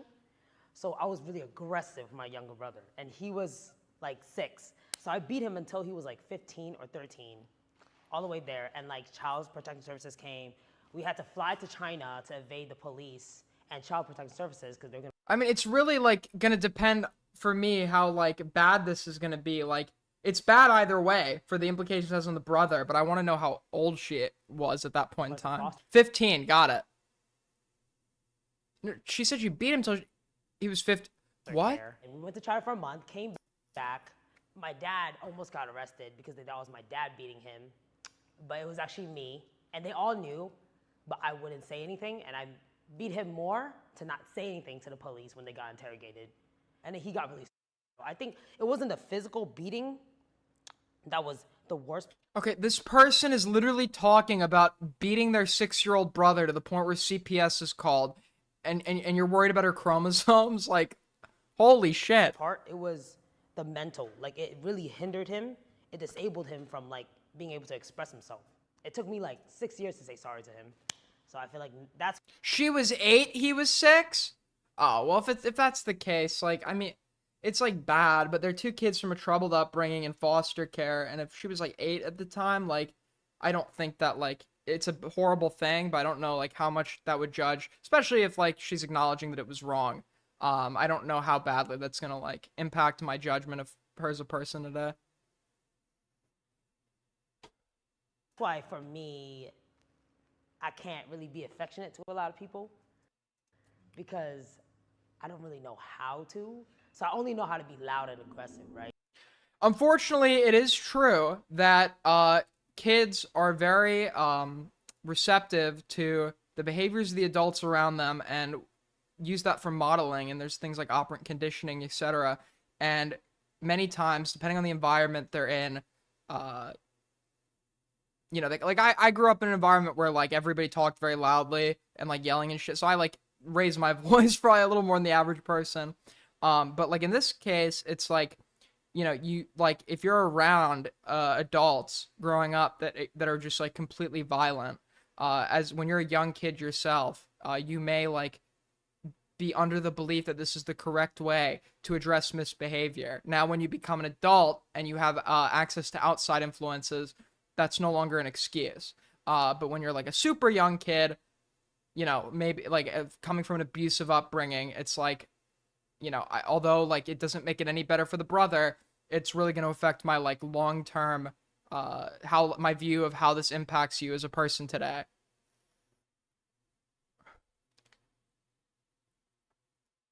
Aiden, people in online communities want to make it known that your stream is quiet. Is it quiet? What prompted it to... I have no fucking idea. Apparently there's a clip involving a goldfish. If anyone has that clip, please link it. I saw Chud watching it. But apparently it gets worse. By the way, if you guys want to support the stream as always, we are a quarter of the way to Streamly goal. If we fucking hit it, that will be awesome. Great way to start the month. You could donate through Streamlabs, Super Chats. If not, that's okay. You can also support me by liking the fuck up. Appreciative of all the viewers we have today. Appreciative of all your support.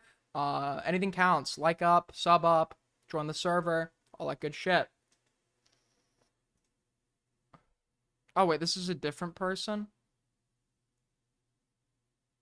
The video is quiet. We've been saying this. Okay, well, it's on max volume on both ends.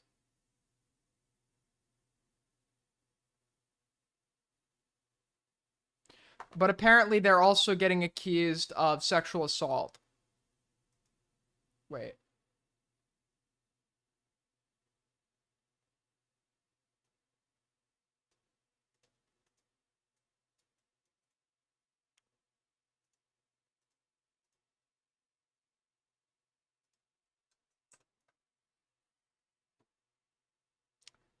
This clip is going around with a recent convo, so I'll address it. I was trying to get a massage from a physical therapist when Nina, an IRL streamer I've never met, pushed aside the therapist and started grabbing at my ass while I was already laid on the table. I felt pressure to go along with it because 3 IRL streamer cameras pointed at my face, and also being at a sponsored event, I did not want to escalate the situation. I was extremely uncomfortable the whole time. Definitely should have said something in the moment and regret not doing so, and honestly a little ashamed of myself for not speaking up because I just know if I ever spoke up about it again in the future, people will say, well, you should have stopped it then. Alright, let's see this. Okay, brother.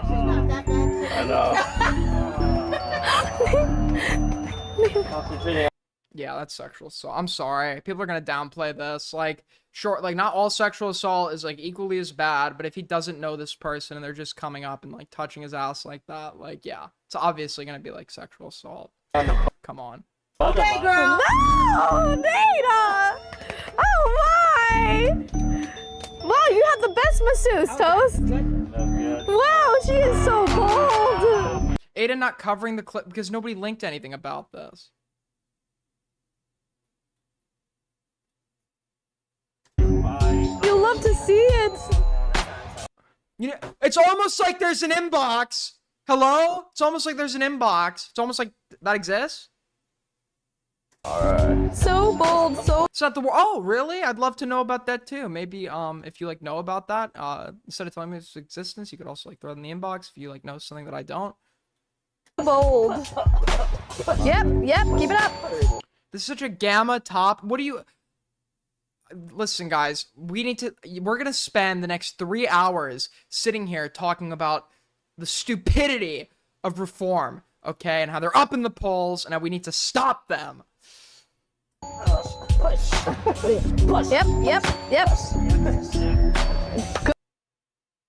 Good job, Nina. Yeah, that's obviously sexual assault. Like, come on.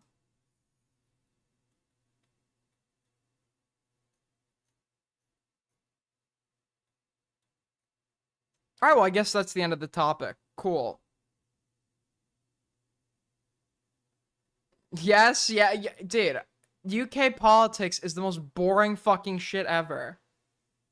It's like Nigel Bigglesworth of the Advancement Party had an argument in Parliament today with Lord Sir Cunninghamshire of the party. It's like, who gives a fuck? All right, and then apparently there's another incident that's now gaining traction. Oh my God. Saeed. Hey, come here. I got you. Saeed, come here. No, you can't. No, you can't. 23. No. He's consensual. No, he's not consenting. Yes, he is. He's not even saying nothing. He likes it. Yeah, He's not. give. Okay, so he's trying to get away right now. Oh, no. You could say, oh, he's smiling, right? But that's like an uncomfortable smile. Okay, let's just be honest.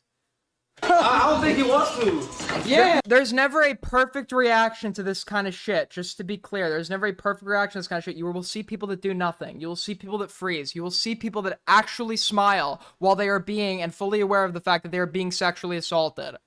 Stay right there. Stay right there. Holy fuck, dude. Sit down. Yo. Sit down. Why are none of these guys stepping the fuck in? You remind me of that one video. It's like a cartoon where the niggas start throwing ass. It's like buy a car. Oh my God. Wait, bro. Let him go out. Like that ass, you are really He gets the fuck out of the room. First of all, it's also incredibly humiliating to have that streamed, especially knowing you didn't want it. Right, that's in front of everybody. You were very evidently trying to get away, and you were just like fucking held there. You trying to block a nigga from getting ass, you weird. Bro, he don't want it, bro. Yeah, come on, dude. It gets way worse. No, it doesn't. My inbox doesn't say so. That's the end of it, according to my inbox. All right. Anyways, next topic. Where were we? Ah, yes. It doesn't get worse because there's no clips of it getting worse in the inbox. So it doesn't get worse. Thank you.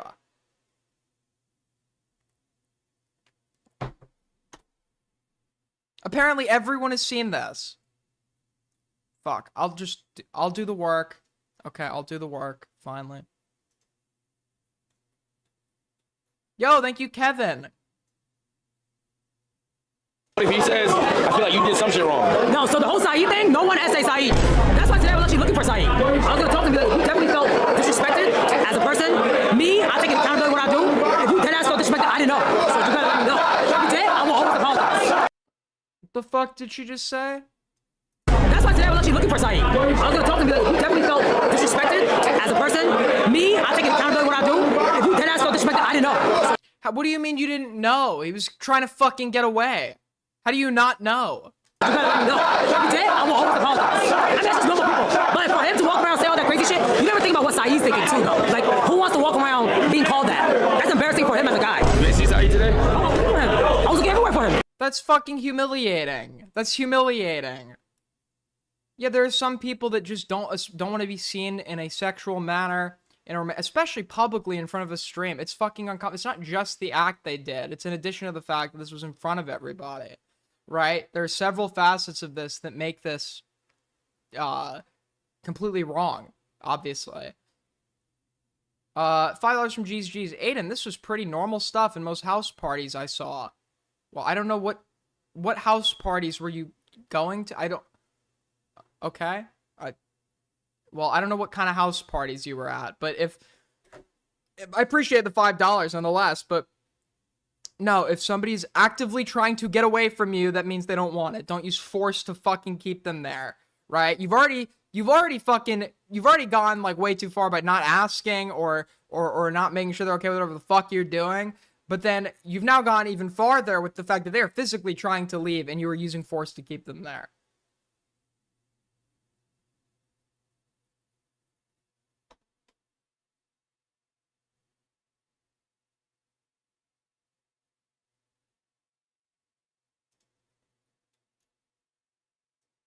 Alright, I guess that's it. Oh, wait, no, it's not it. There's the rest of it. Sorry. No one essays Saeed. No one essays Saeed. Help me. Help me. Hey, yo, chill. I'm taking his virginity. No. Hey, take my... I don't know if I want to watch those.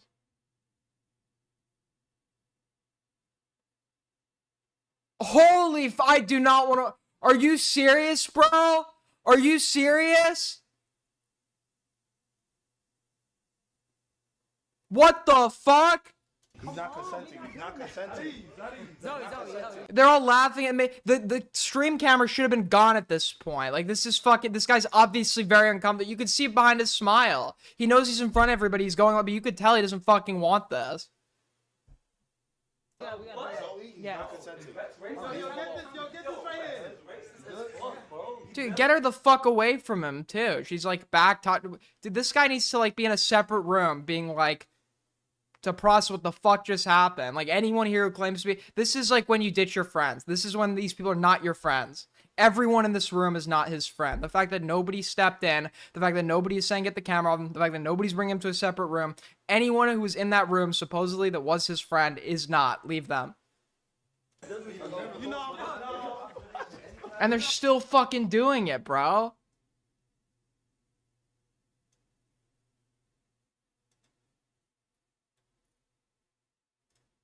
Oh, you don't find every woman ever attractive?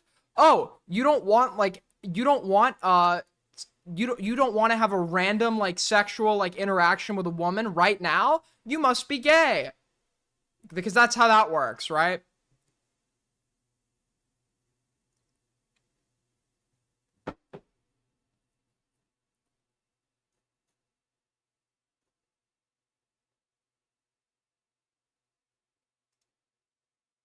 Yeah, this is fucking ridiculous, bro.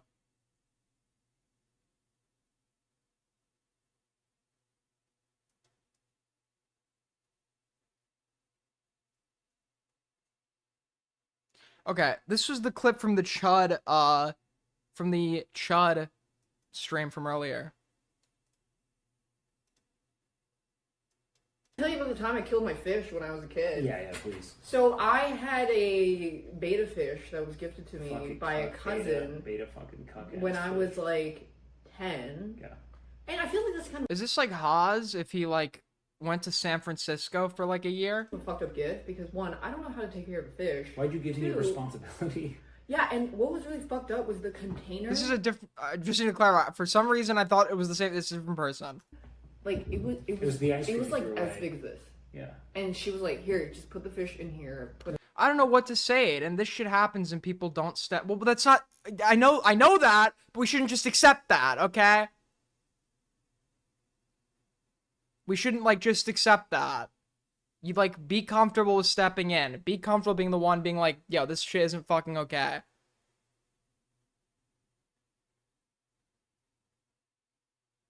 Because you will. There was a time in my life where I regretted. I had suspected something was wrong. To this day, I don't know if anything actually was wrong, but I didn't step in. I didn't say anything. It's been one of my biggest regrets in life. So I've always, after that, made it a point that I will be the one to step in and say some shit, right? I was outside the Barclays Center at one point. Some woman was like vomiting on the side, and this guy was like berating her and yelling. I just got bad fucking vibes. So I went to a like police officer in front of the Barclays Center. I'm just like, I think you should go check that out. Whatever the fuck. You'd rather be wrong, to be honest. People don't just stay. Yeah, they don't. They don't, right? They don't. But you're always going to regret being the person who didn't step up.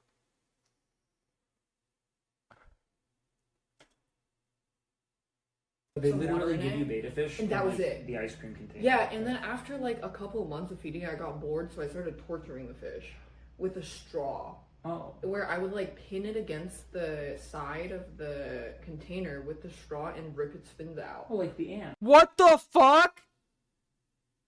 Huh? You would do what? What?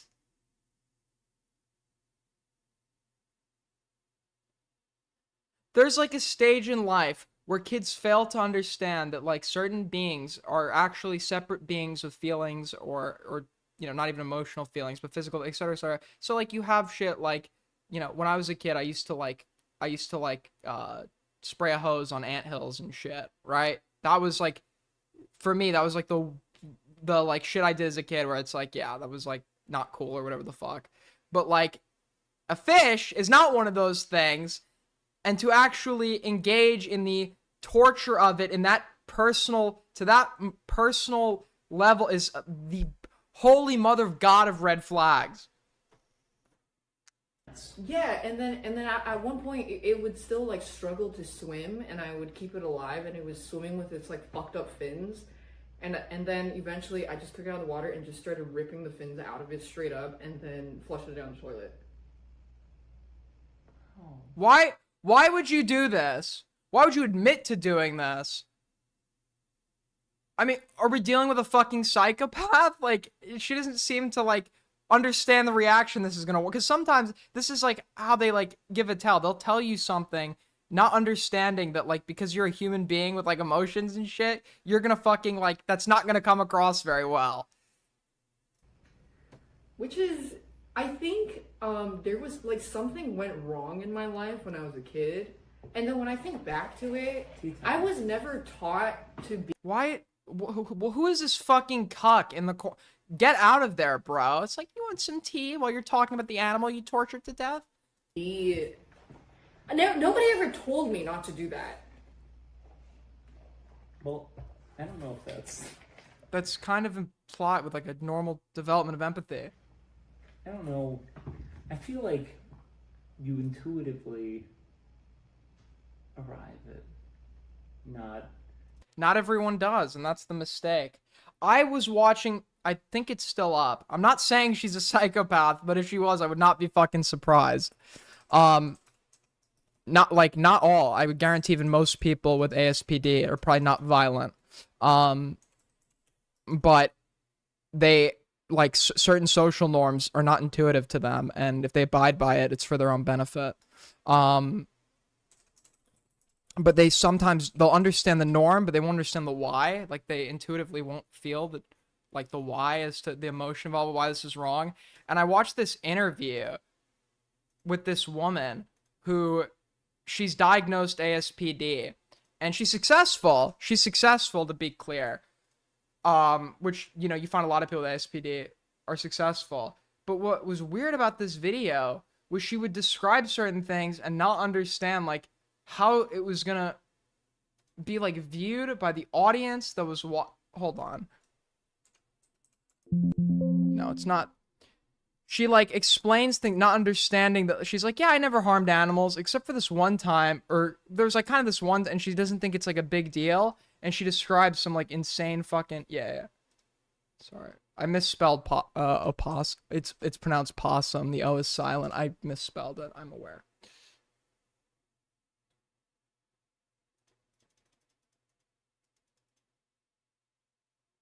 Yeah, this is it. This is the part. Hold on. I want to watch this real quick. Out of the pool, and I thought, oh, baby tortured animals do for various reasons. Connection to animals, I've never felt that way, and so I don't know what might trigger it. I've never have really felt anything for animals. You know, I've never had a pet or ever felt like a connection to animals. I've never like tortured animals. I know, you know, some psychopaths do for various reasons. Well, listen to what she's about to describe. She doesn't understand that this is actually like really bad. You know, I never was one of those that tortured animals. But one time I was teaching swimming lessons. I went out, I saw there was this baby opossum. It was like this big, you know, just like struggling to try to get out of the pool. Yeah, there's a possum that lives in the alleyway behind me. And I thought, oh, baby opossum must have fallen in the pool in the night or in the early morning, and now he's trying to get out. But I also thought, you know, a possum is a pest. What you'll also notice is she's just going to be lying here, giving her, like, reasoning at the time to make herself seem like she was empathetic. Or not empathetic, that she was, like, she's obviously lying about her rationale behind what she did to make it come across better to the interviewer. I don't want this opossum around me. If I fish him out, then who knows what he's going to do. You know, even like domesticated animals can kind of turn on you, especially when they feel like they're kind of in that so this fight is what she's just lying right now. This is total bullshitting. or flight kind of moment. So I was like, I'll just drown the opossum. What I did is just She's like, oh, well, I just drowned it because, you know, animals can turn on you. just got a hose and just kept like hosing him. So he's trying to like get up, and I'm just like trying to drown him with the hose. And I do that for like 5 minutes. And he's actually a trooper, this baby opossum. And so I thought, this is not working. I will just cancel the swimming lesson and just go off and do something else, you know, go to the beach for that. Yeah, so she like doesn't realize that even with the rationale she's attempting to dishonestly add into it, it still looks horrible.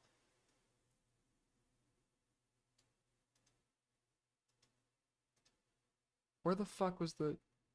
Yeah. One by one, plucking the fins off the betta fish. I know, but then She's somebody that I don't believe, the one we just watched, you know, I wouldn't believe she would ever be violent towards me, but if she isn't violent towards me, it would only be because, you know, it's not in her best interest, right? Because the law exists, and she has a good career. I remember at the time I felt... She describes another situation where she's like, it was a nice day, I didn't have a bike, you know, I just saw my neighbor's bike in their garage, and it was in their garage, and I knew the code, and I thought, you know, I'll borrow it, return it, no big deal. And she basically describes stealing her neighbor's bike, and then she returns it to the neighbor, where the neighbor is, like, shocked. And she's like, well, it wasn't a big deal, you still got your bike back. So, I was, like, hypnotized. It was a very strange feeling where you kind of knew it was wrong, but also felt really good. Sure. But what was good about it? What? At the time, I was, like, hypnotized. It was a very strange feeling where you kind of knew it was wrong, but also felt really good. Sure. But what was good about it? That it was something that you shouldn't be doing. So it was almost like you were limit testing. In a way, but then I was like, but why do I keep like wanting to dive into this field? Depends on how young she is as well. Was she like indicating bad childhood experiences? Like this could literally be a case of, maybe she's not like a psychopath or whatever. This could be a case of it feels good for her to like have power over something else and reenact the abuse on something, which is still fucked, just to be clear. But there are various reasons that she could have done this, and with the way she explains it. Obviously, we're not doctors. I mean, I was 10. Yeah. I feel like you're very confused as a kid when you're 10, and you have like a very strange upbringing. Mm-hmm. Yeah. So. Yeah, that's what I'm saying. It sounds like a reclaiming power thing. I mean, it wasn't just that. I had my friend had a pet hamster, and every time I went over to her place and she went upstairs and she wasn't looking, I would pick up the hamster and throw it against its cage. But it didn't throw that hard. I would just like fling it. My friend. There was a weird kid that my mom used to tell me like not to play with. And I think I don't remember if it was, I used to go to like a summer day. I don't remember where we were in the pool, but he tried to hold my brother's head underwater in one instance of this. And then he was like friends with a cousin of mine, and he mutilated the goldfish and wasn't allowed to come back. And he had a twin brother of his that was like the nicest fucking kid ever. Like when I was in kindergarten, he was like my 5th grade mentor or some shit. But like in hindsight, like I know why we weren't allowed to play with him.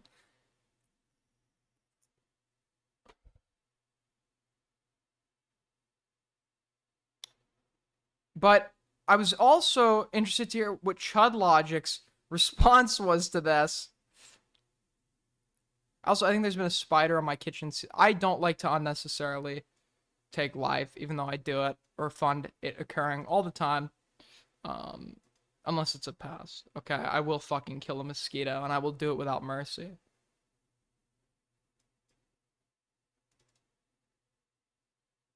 Where? I'll admit it. I kill mosquitoes. I kill mosquitoes, and I get enjoyment. The 22-year-old out of killing mosquitoes when the little fuck is buzzing around my ear, and he bites me occasionally, and he's hanging around for a day or two, and then I finally get him. God.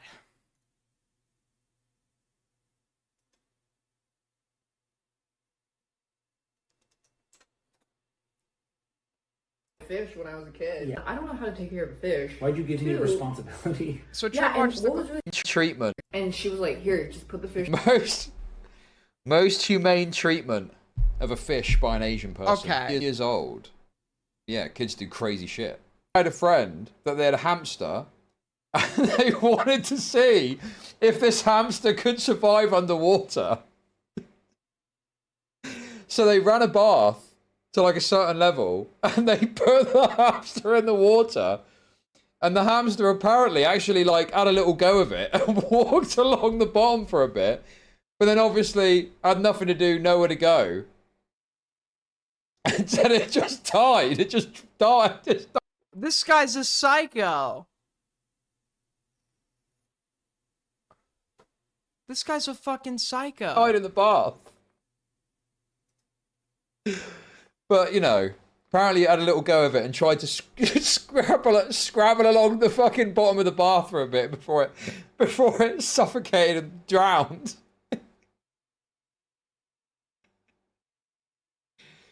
Oh, it was. What the fuck? He's like laughing about it. Dude, this is what? Huh? Yeah, most normal Chud Logic childhood story.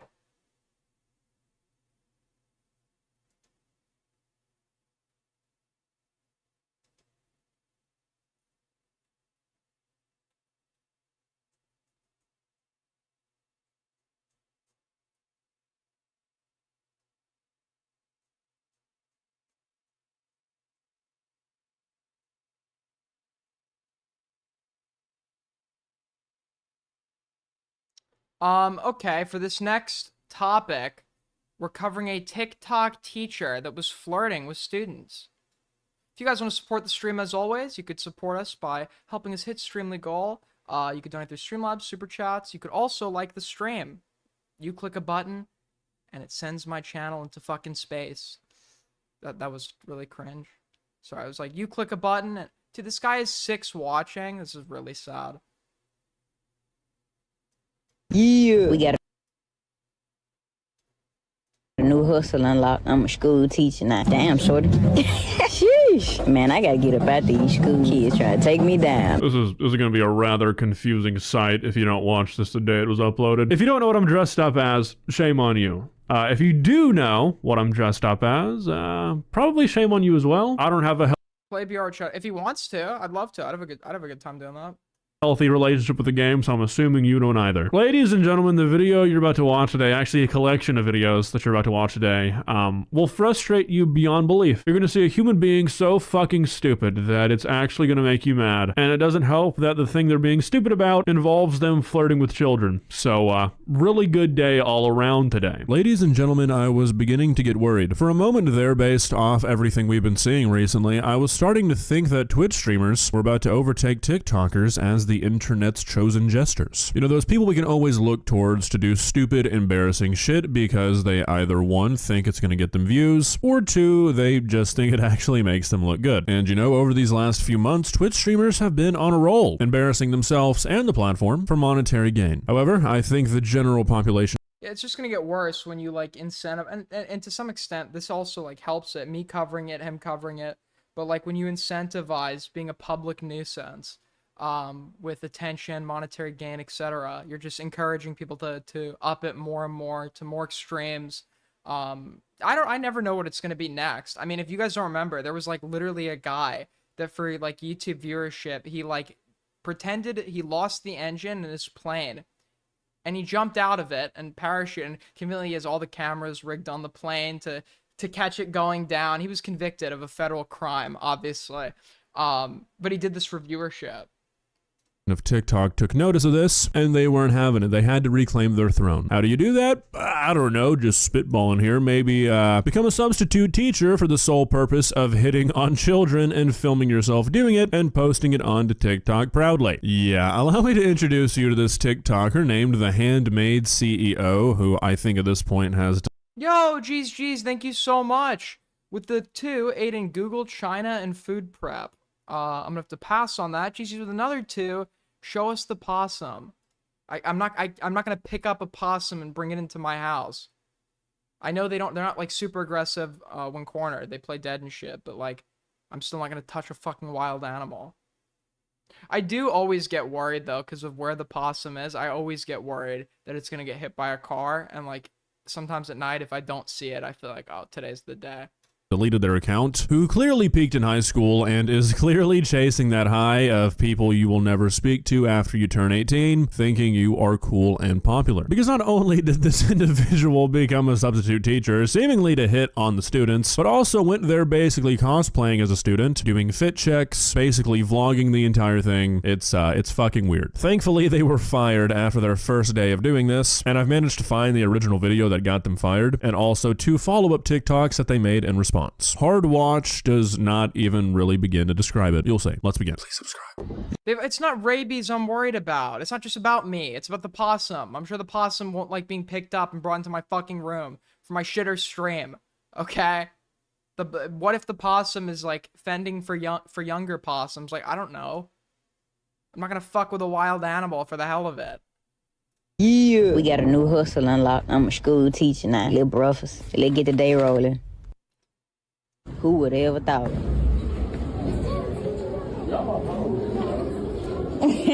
All right, so we've already got filming the students the second you walk in so you can get their reaction to your outfit. I think that's a pretty normal thing that all teachers do that might even be state mandated. Also, I find it kind of funny describing being... I'm pretty sure when you're filming people's kids on school ground, don't you have to get like that would be a case where like parental consent is like necessary, right? A teacher obviously I don't know if it's legal ethically, right, but legally is that the case? Like, I feel like, especially if it's like the policy of, because a public school would still count as private property, right? So the thing is, you're allowed to film people in public, but that doesn't apply to private property, and I don't think the school would consent to something like this, and they obviously didn't because they fired the person involved. of any sort as a hustle. I don't think there's a single teacher on planet Earth who's not like a tenured university professor. You should, as a rule, you should never, even if it's with your friends, you should never be posting people to social media unless they're like doing a bad thing and like being a nuisance in public, or some fucking crazy person like purposely drawing attention to themselves in public. If it's just some like random especially on a school ground of minors, but like in general, like it's just like it's a dick move to just like assume that people want to be in your post or in your video or in your TikTok. You know, people don't, not everyone likes that shit. Who would describe the money you make from teaching as a hustle. It's more like an underpaid sacrifice for the greater good, but I guess that's not as catchy. Yes, ma'am. Thank you. Have a good day.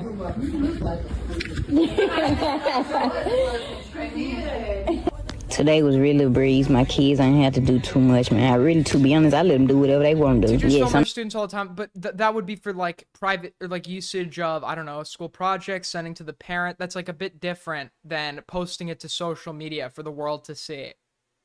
I mean, there are a few educated parents out there that won't want their kids posted online. That's what every educated parent... Please, I don't know how many parents watch me, but if you're a parent watching me, save the baby photos for yourself. Save the photos of little Timmy for yourself. You don't need to post every single photo of him growing up onto the internet, where like all sorts of like horrible people can go get a hold of that shit. Like there's like digital kidnapping where people like use photos of random kids to like pretend like they have kids. Like, it's fucking bizarre. That type of teacher.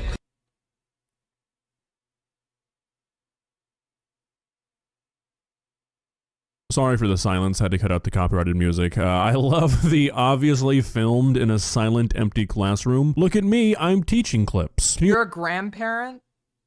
True. imagine you're a teacher and you get sick and you're thinking, I can probably trust the school district to get a halfway decent sub to take care of my class. And you come back and half your students have been flirted with. Your classroom's been used as a content house and somebody had their feet up on your desk. 5 from G's. Can we point out she's a stud? Also, teachers make like $90,000 a year. Can we stop this copium? They are under... That's going to depend on where they are and the school they're teaching at. That's not universal. That's the dream. Took me a little lunch break. This video is by every definition of the word pathetic, and we haven't even gotten to the part where she starts to flirt with students yet. This is a grown adult employed by this school as a substitute teacher sitting on top of a fucking lunch table for fit pics. This person wants to be back in high school so fucking bad, it's My grandkids love your streams, but thank you. It's really flattering. It's really flattering, Gramps. unbelievable. Like, what are you doing? Why do you need validation from teenagers? This is crazy. Because teenagers are hip and cool, man. Yeah, they got it going on at this joint. They stay bound, okay then. Damn, shorty. Sheesh. Man, What the fuck? I gotta get up out these school kids trying to take me down, man. Yeah, just go ahead and send this one to the gallows. Holy... What the fuck? As if like filming random kids in school for whatever reason like wasn't bad enough. You're making comments like that. Dude, what the fuck? Fucking shit. Damn, shoddy, these kids are trying to take me down? You disgusting worm, that is a child just existing in their school. They're not trying to... Oh wait, thanks for reminding me, Ryle. We do have some Cheeto tent to get to. Aiden, what's for dinner besides a vape? I might have a bowl of cereal. do anything. They probably don't even notice you. Clearly, you just think that everywhere you go, everybody is looking at you and thinking about you. It's called the spotlight effect. If you paid attention in high school, instead of doing this shit, you might have learned about it. To record what appears to be like a 15 or 16-year-old girl, comment on her appearance, and then post it onto TikTok thinking people are going to be cool with that. How has this person made it this far in life? And then I look so young, I look like one of them. You know, my little free time, I had to go out there and give me some little content. Little feed chick, really just a chill feed today. I knew if it was... Oh my fucking god, dude. This person's an idiot. I fart no predator or anything close to it. That is obviously this person's not a predator. They're just like a dumbass. insane for it even to be put onto me. I truly just thought I was doing something good for the youth. Like, okay, well, I'm... What good are... Okay, Nice cope. Nice cope.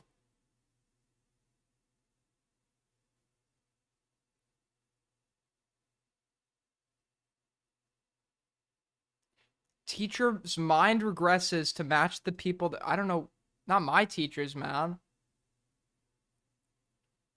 How do we have 170 watching and only 62... What the fuck is going on here?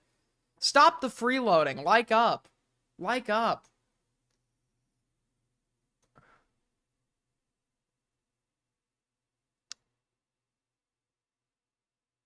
Anyways.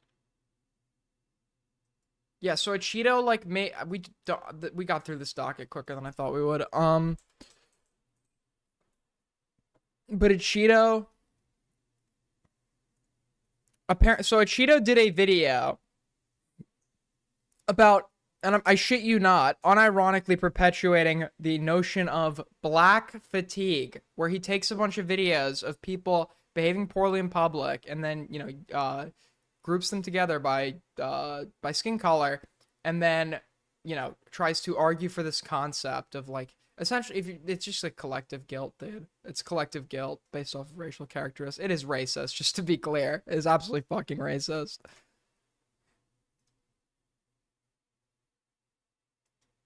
All right, guys, so as you've probably heard, the phrase black... But it's like, there's no way he's gonna act surprised when he finds out that it's like, apparently he got called out for it. There's no way he's gonna, like, pretend he's surprised.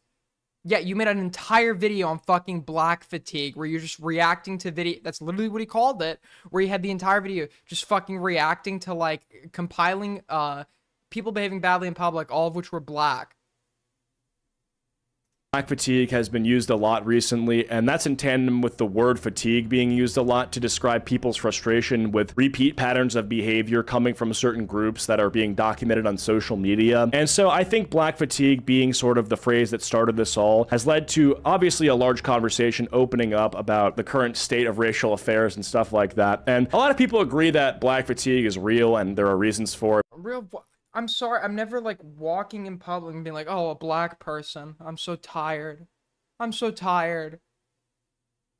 That's not really happening to me. I don't know who that is happening to. I have yet to meet someone that's like that. But a lot of people disagree with black fatigue being real. You're making a blanket statement about dislike towards an entire race off of the actions of individuals. In what world is this not racist? If you're gonna fucking run with this, at least own it. Okay, don't pussy out. Okay, it's like, oh, I did a whole video on black fatigue, but now they're calling me racist. And the fact that people are even saying black fatigue is a bigger problem than the like, he's genuinely so fucking stupid. He doesn't understand how this is right. Like, he doesn't understand that, like, why he would be called racist over this. Yo, thank you so much for the $1. Cold heart, a coin with a star. Thank you so much, buddy. Much appreciated. So-called issues with black people. So I don't know. But anyway, I saw this video called White Exhaustion. And in this video, one of my videos was featured, I guess, to bring up a point how black fatigue is being used a lot. And so, yeah, this guy's name is Antonio Speaks. I thought we would take a look at this video called White Exhaustion because I guess he's fighting fire with fire, saying, oh, you have black fatigue? Well, I have white fatigue. So anyway, let's take a look at this. And hopefully I will get to respond to some of his arguments. I did pre-watch this, and he does end up making some claims that I plan on debunking with facts and Hasn't she done the not all men shit? But yes, that's what I said. Okay, it is selective individuality. Groups that these people do not like do not get the benefit of being individuals. Okay, they are people that act always as a representative of their group. When it's groups that they do like or groups that they're a part of, it's not all of them. It's not all of them, right? Like, not all men, not all men. Even though, like, or why are you saying the rapist is a man? Why, like, it could be a man. Why not leave gender out of this when, like, it is the case that overwhelmingly it is men that rape women, not the other way around. Just to be clear, women do and can rape men, but it is, like, overwhelmingly men that rape women. Logic, okay, bringing out the statistics here. So let's get into it. If you guys enjoyed this video, please be sure to leave a like. We're gonna need it on a video like this, you know. I mean, this is gonna be a controversial one. We're going into battle right now, so I need all the help I can get. Show some love, and yeah, let's get into it. These teens are charged with conspiracy to commit a mass Columbine-style school shooting. Okay, so I'm gonna skip ahead because the first section of this video is him cherry-picking headlines in order to, you know, sort of say that white people are violent when, unfortunately, we have to look at not the raw numbers, but the per capita, the per capita. What? Okay. Hold on. Likelihood of a person from a certain race doing certain crimes. And if you look at the obviously very commonly referenced 1350 statistic that says, yeah, but this is why, like, you don't take statistics in isolation. Okay, just because there is a correlation, there's a correlation between a group of people and a given action, and you've decided that the cause, and even if he doesn't state it outright, the cause is the immutable characteristic that makes Group A Group A. You don't take into account statistics that show confounding variables, such as fatherlessness, poverty, exposure to violence, which are all predictors of future violence, lack of quality education, etc., right? These, like, factors, like, you want to talk about statistics, these statistics are, like, completely, like, avoided. When you're, like, just trying to make some case that there is some inherent link between black people and crime. Despite making up 13% of the population, black people are responsible for 50% of violent crimes. The issue is that there is a obvious discrepancy between the size of the group and the likelihood for them to commit violent crime, right? And so even if you say white people commit more crime than black people, it's like, well, yeah, because there's more white people in the US. The issue is the likelihood. You are more likely to be the victim of violent crime by a black person, right? And so I think when people talk about black fatigue, the reason they have an issue is that because they are a minority and they do. Well, that's gonna depend. Isn't most violent crime is I'm pretty sure it's the case that most violent crime is perpetrated, but this might only be for murder. This might only be for homicide and rape. It might only be for homicide and rape. But I know for homicide and rape, at least, most cases, the perpetrator is going to be the same race as the victim, right? Like, if you are a murdered white person, you're going to be more likely to be murdered by a white. Your murderer is more likely to be white. If you're a murdered black person, your murderer is more likely to be black. etc., etc.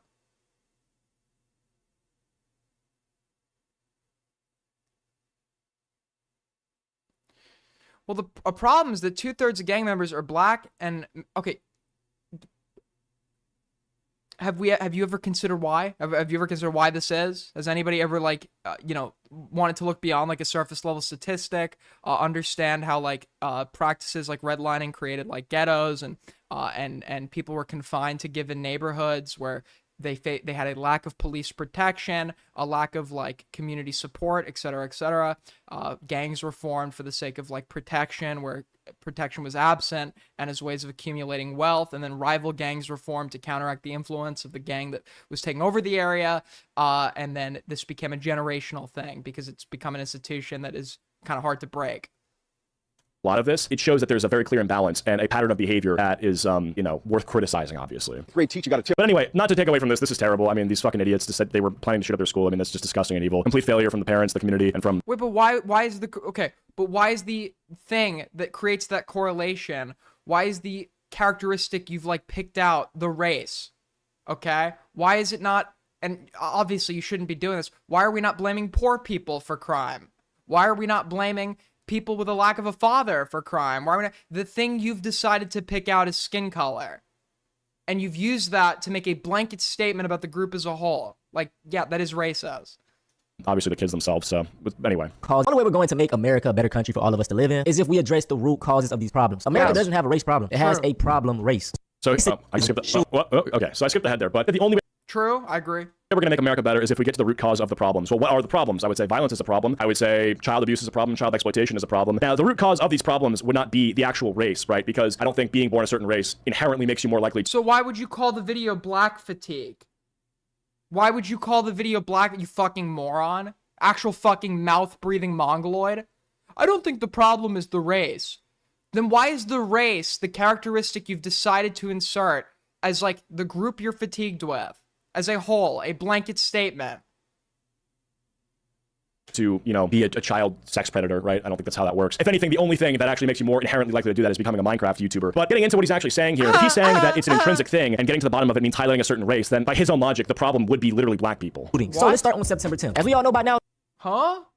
How did you reason... Huh? America doesn't have a race problem. It has a problem race. So, I skipped what? Where did... How can you conclude that from anything this guy just fucking said? Exploitation is a problem. Now, the root cause of these problems would not be the actual race, right? Because I don't think being born a certain race inherently makes you more likely to, be a child. The problem would be literally black people. Getting into what he's actually saying here, if he's saying that it's an intrinsic thing and getting to the bottom of it means... Where did he say that? You just invented that. I don't think he ever said that. Highlighting a certain race, then by his own logic, the problem would be literally black people. So let's start on September 10th. Where did he say that? As we all know by now, Charlie Kirk got put on a t-shirt by Tyler Rob. You just like made up something that he didn't say and attacked it. Fucking definition of a straw man. Wait, hold on a second. Start on just the past 3 weeks, we have had 7 mass shootings. Okay, so he said we had 7 mass shootings. So let's start on September 10th. And we're starting with a thing that isn't even a mass shooting. So we've had all these mass shootings recently. My favorite mass shooting was the Charlie Kirk one. This was not a mass shooting, it was an assassination. Like one person. Oh, so he's being fucking pedantic. Yeah, it's obviously not. He's talking about gun violence, he's citing mass shootings, and then he's talking about a prominent example of gun violence in recent time. I agree, could add that extra clarify this isn't a mass shooting, but you understand what he's getting at, right? You understand this is a gun-related crime. Mass shootings are the more extreme manifestation of gun crime. Person got shot in the neck. That's not a mass shooting. This is not good. This is not a great start, okay? I think in order for it to be mass, it has to be more than one. Oh, no, by now, Charlie Kirk got put on a t-shirt by Tyler Robinson. That same day, 16-year-old Desmond Holly shot up a Colorado school, killing 2 people and injuring more. September 17th, Matthew Ruth. He killed 3 police officers and injured 2 in Pennsylvania. Is this still considered a mass shooting, though? Like, let's see this. Okay, inside the Pennsylvania ambush that killed 3 officers, wounded 2. Yeah, why would that not be a mass shoot? Of course that's a mass shooting. What are you talking about? This is the other thing they like to use this ever-changing definition of a mass shooting so that they can like fit. Obviously, when you or I talk about a mass shooting, we're not thinking of examples of like gang members shooting at each other where like other people inadvertently get shot. We're thinking of individuals, normally lone individuals, who enter a given area to cause indiscriminate violence. It's not always indiscriminate, to be clear, but take in a targeted manner multiple lives for typically reasons unrelated to organized crime. You think of people that enter schools with the intention to take as many lives as possible. People that when we think of mass shooting, these are the things we think of. We're not thinking of like gang violence and shit, but they like to expand the definition to then include that under that branch, and then make it be like, oh, see, like there's not a disproportionate amount of mass shootings amongst white people or whatever. Others. Detective Sergeant Cody Becker, Detective Mark Baker, and Detective Isaiah Emmenheiser were killed when the suspect opened fire as they entered. 7 mass shootings. Talks about a person. Yeah, if you're going to take his words as literally as possible, sure. But anyone who's not being like a pedantic, bad faith retard can understand what he was getting at. He cited he said there were 7 mass shootings, aka the most extreme manifestation of gun violence. He's highlighting a problem, and then he brings up an example that is a prominent act of gun violence, and although it's not a mass shooting, you can then make the connection he's talking about gun violence. He's talking about gun violence. So, like, yeah, if you want to be like a pedantic, bad faith retard, like the people who are like, when she was like, if a man comes to you DMing you, showering you with gifts, and he has a bigger platform than you, run. And it's like, well, you didn't say generally. You didn't say, it's like, okay, sure, they didn't say generally, but you can obviously read between the lines and tell that's fucking implied, unless you were just trying to get mad at this. A residence. I mean, I don't know if that's considered a mass shooting. I mean, let me make sure I know what I'm talking about. Mass shooting definition, because I feel like when you're in a shootout with the police, it's a bit different. An attack, okay, it's literally an attack in which multiple people are shot over a short period of time. So I guess, yes, this would technically fall under that definition. I feel like usually when people refer to it, it doesn't involve like police shootouts, but I digress. I mean, this is still terrible, but yeah, anyway. I mean, if we want to talk about who has more violent encounters with the police, though, you know. Matthew Ruth, he killed. Likelihood. You know, he's like not even like he's like a pussy racist too. It's like, it's so fucking pathetic. 3 police officers and injured 2 in Pennsylvania. September 20th, Hunter Nador shoots up a country club, killing 1 and injuring more. September 24th, Joshua John shoots up. Is this guy even white? A Dallas ICE immigration center, killing 1 and injuring 2. September 27th, a former Marine. But regardless, right? We can talk about all these individually and talk about how bad they are and whatever. But this is the same thing you did at the beginning, where you're just cherry picking stuff, right? Like again, I could do the same exact thing, where I just point to instances of black people committing crime and then say, yeah, this is bad, this is bad. Well, you can't. You did do that. Just to be clear, that's like exactly what you did, and then you use that to make a blanket statement about black people as a whole. This is bad. I mean, if anything, I would be more correctly, because me cherry picking is still more accurate to the actual statistics. But the problem is that what you're doing is you're saying that no, but your statistics are not statistics that prove a correlation are not meant to be analyzed in isolation.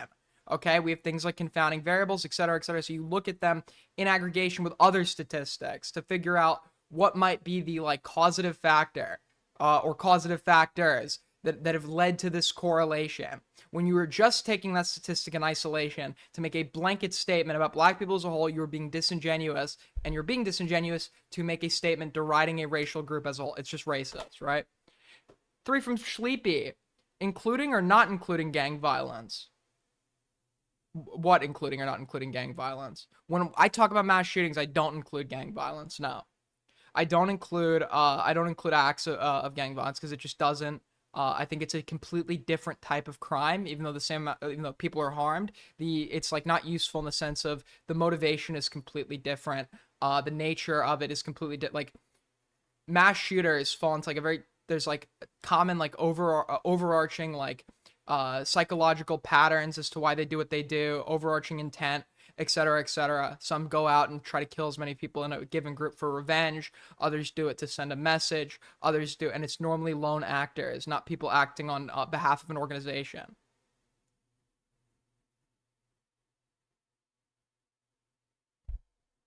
He's making a reference to Kirk's oh, okay, got it. Because this is happening, that it must be a bigger issue, that, you know, the crime that white people are committing must be more frequent and a bigger issue, when that just simply isn't true. Well, actually, the frequency part is true, but the likelihood, I think, is what I care about more. Because when you meet an individual and you can determine that because of their membership in a certain group, they're more likely to do something, I think that data is more valuable than just being like, well, yeah, I mean, because their group is the highest, like they're the highest population in the country, that because, you know, their population is that, there's more of everything, but like the group is more responsible for everything, you know? Nigel Edge kills 3 people and injures 8 at a waterfront bar in North Carolina. In September. But they have the group is not more, the people that are members of that group that go and do that thing are the ones that are responsible. Why would the people who exercise individual autonomy and choose to live law-abiding lives, why would they be responsible for what other members of we've picked out an arbitrary characteristic to group them all in together, which in this instance would be race. Why would they then be responsible?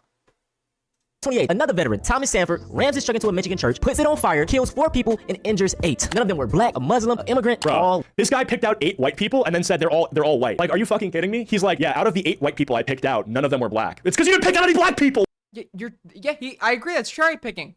Your people do that all the fucking time. Why are we pretending like they don't? Why are we pretending like when the what is it? Fuck it. It wasn't Antioch. When the fucking trans mass shooter occurred, they were literally pulling at every straw they can to make various shooters seem like they were trans, to be like, look at how many, and they show 6 people, like 3 of which weren't even trans. Be like, look how many trans shooters there are, or whatever the fuck. It's like, there's no frame of reference or comparison or anything. Like, yeah, that is just like cherry picking, and your side does it all the time, and I would be almost certain that you've no gripes with that. What are you doing? Who believes this shit? How does this have likes? This has 12,000 likes. This is insane. Yeah, out of the 8 people. There are not that many. There are, yeah, no, there are black mass shooters, right? There are black mass shooters that would fall under like my definition of mass shooter. Yeah. That I picked for an example. In the example that I picked, none of them were black. What? White men. Now let's put violence to the side. They also. If we talk about the violence that happened in general, then the statistics would reflect in the headlines, and you would see that out of the people that you didn't pick, more of them happen to be black. Have a problem with little kids. Man convicted of Well, no, the specific thing he's analyzing right now is mass shootings. He's doing an analysis of mass shootings, right?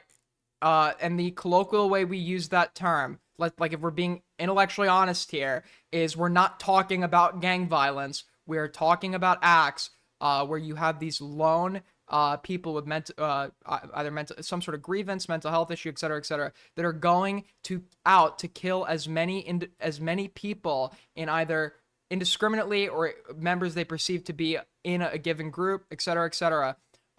That's what we're referring to when we talk about mass shootings colloquially.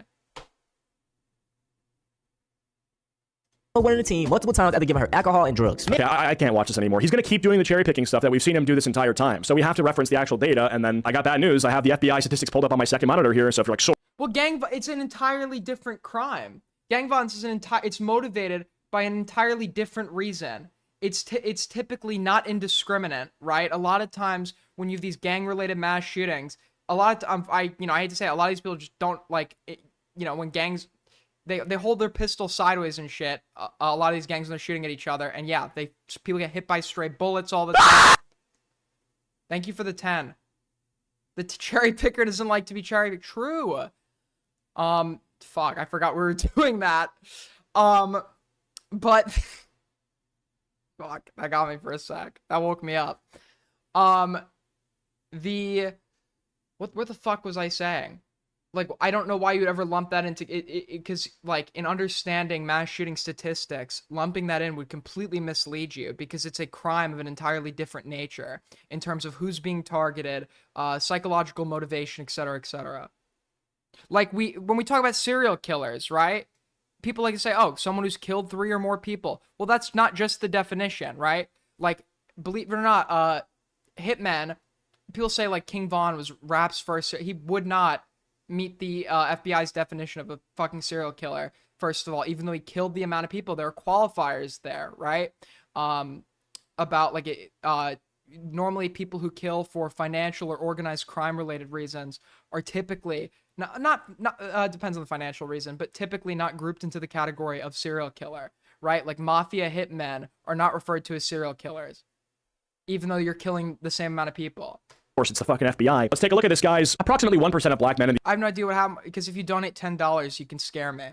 U.S. are registered sex offenders, with black Americans entering the sex offender registry at nearly twice the rate of white Americans. 501 per 100,000, that's blacks, adults, versus 238 per Blacks, dude. Blacks. 100,000, that's white. So nearly double per capita. Yes, it's a prison for, So let's say that if there was the same amount of black people as white people in the country, you would see, let's say that there were like 2 million black people. Yeah, we understand that it's disproportionate. We know that. Thank you. Real fucking genius here that knows how to analyze statistics. Completely useful analysis. Did you know that, like, it's more likely? He's gonna say that 50 times without ever getting into the why, okay? And the why is, you can find confounding variables that are all predictors of crime, right? Fatherlessness, poverty, lack of access to a quality education, and people are like, oh, well, what about wealthy black people? Wealthy black people are less likely to be second generation in terms of wealth, and your upbringing is gonna have, like, a substantial influence on adult behavior. So even if you become wealthy later in life, the conditions you grew up in still can play a very influential role in terms of your present behavior.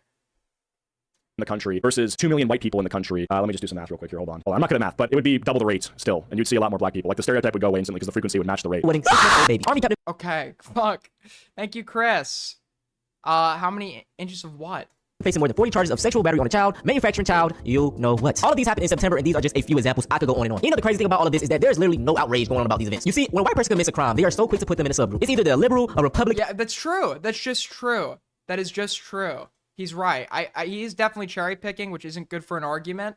But as I said before, it's like the benefit of individuality, right? The dominant group has the benefit of being individuals, while the subordinate groups are every single person is a representative and a reflection of their group as a whole. Transgender or mental problems. But guess what? When a black person commits a crime, it's black fatigue. All of y'all are bad. So it's well, I think the issue is that it's not just when one black person commits a crime, it's when there's a repeat pattern of behavior that is definitely out of proportion with the size of the group. I also do think when a lot of people are discussing black fatigue, it's not just specifically with crime statistics, it's usually with like obnoxious behavior and like, you know, things. Okay, there's what statistics do you have backing that one either? Like, what? Like being impolite when you're in public that are documented on film, right? Like, oh, or like bad parenting, right? Like when it'll be like a black lady at a store and she's getting a bunch of junk food from the freezer, paying for it with like food stamps. You understand what you are describing right now is cherry picking, right?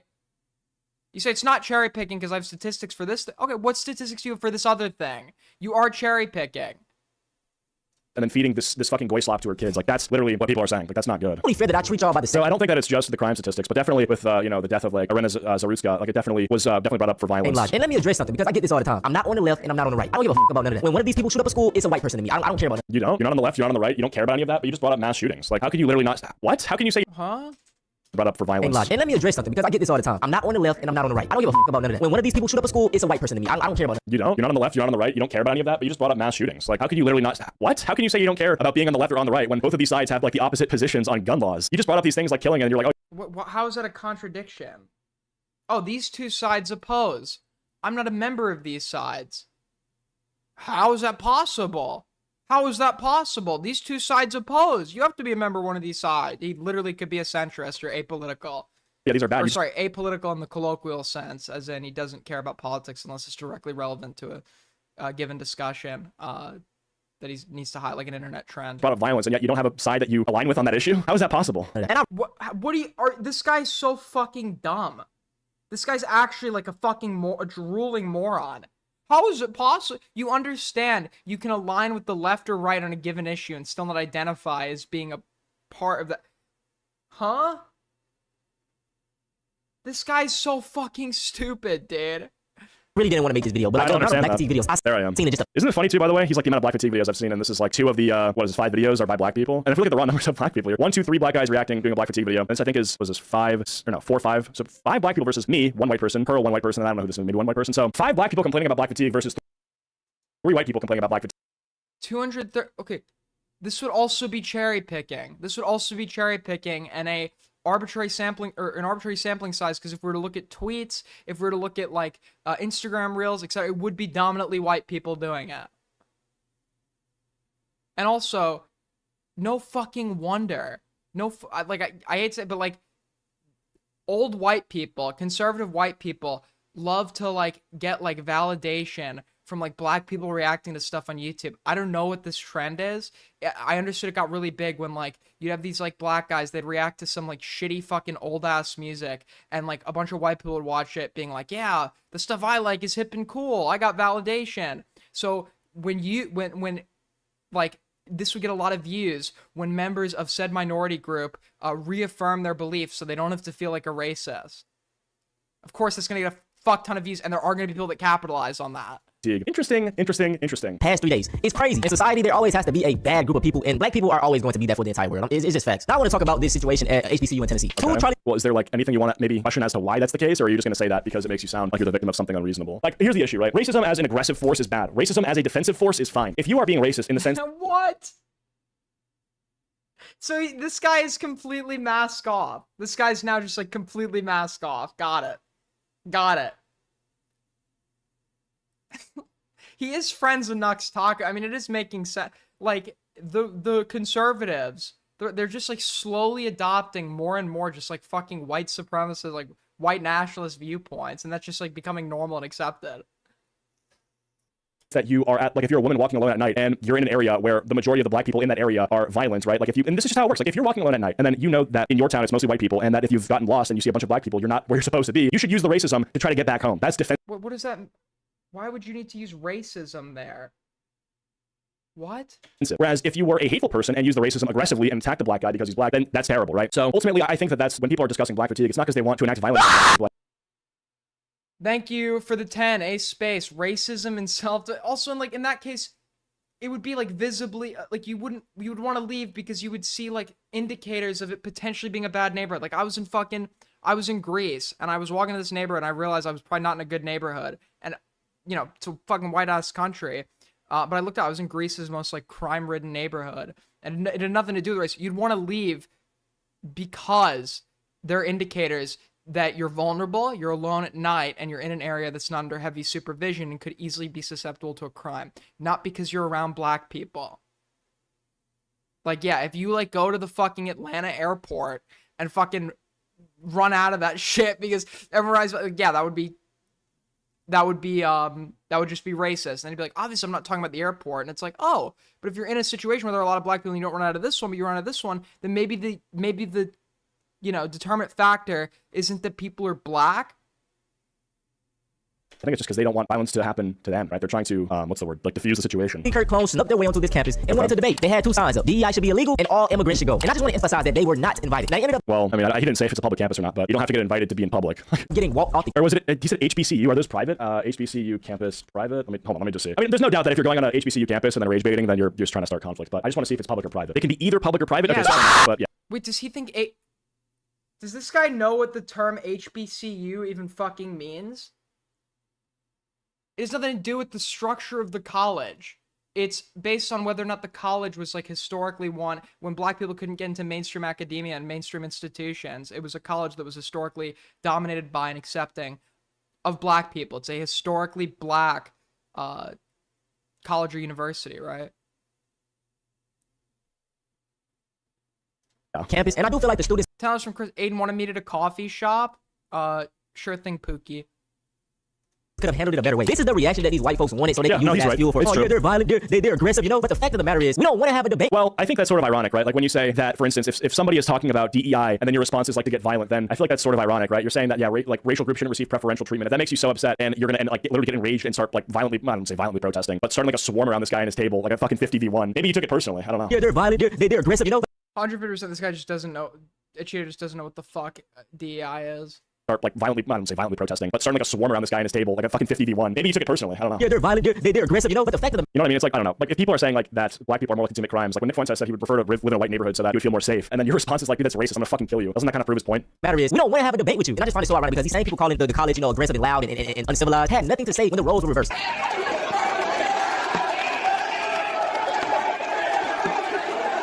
But what's the context of this? Like, what is the roles being reversed? Was she like a female Charlie Kirk, the black lady? No. She was literally there. I'm pretty sure she was there to like. He's just showing a clip.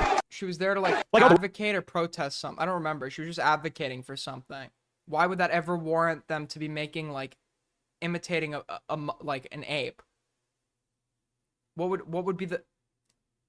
It's funny how like any reasoning or additional context is not applicable when it comes to cases where it's like a black person perpetrating violence. But then we have a case where it's like the most like overt and clear form of like fucking racism. It's like, well, what's the context? What's the context here?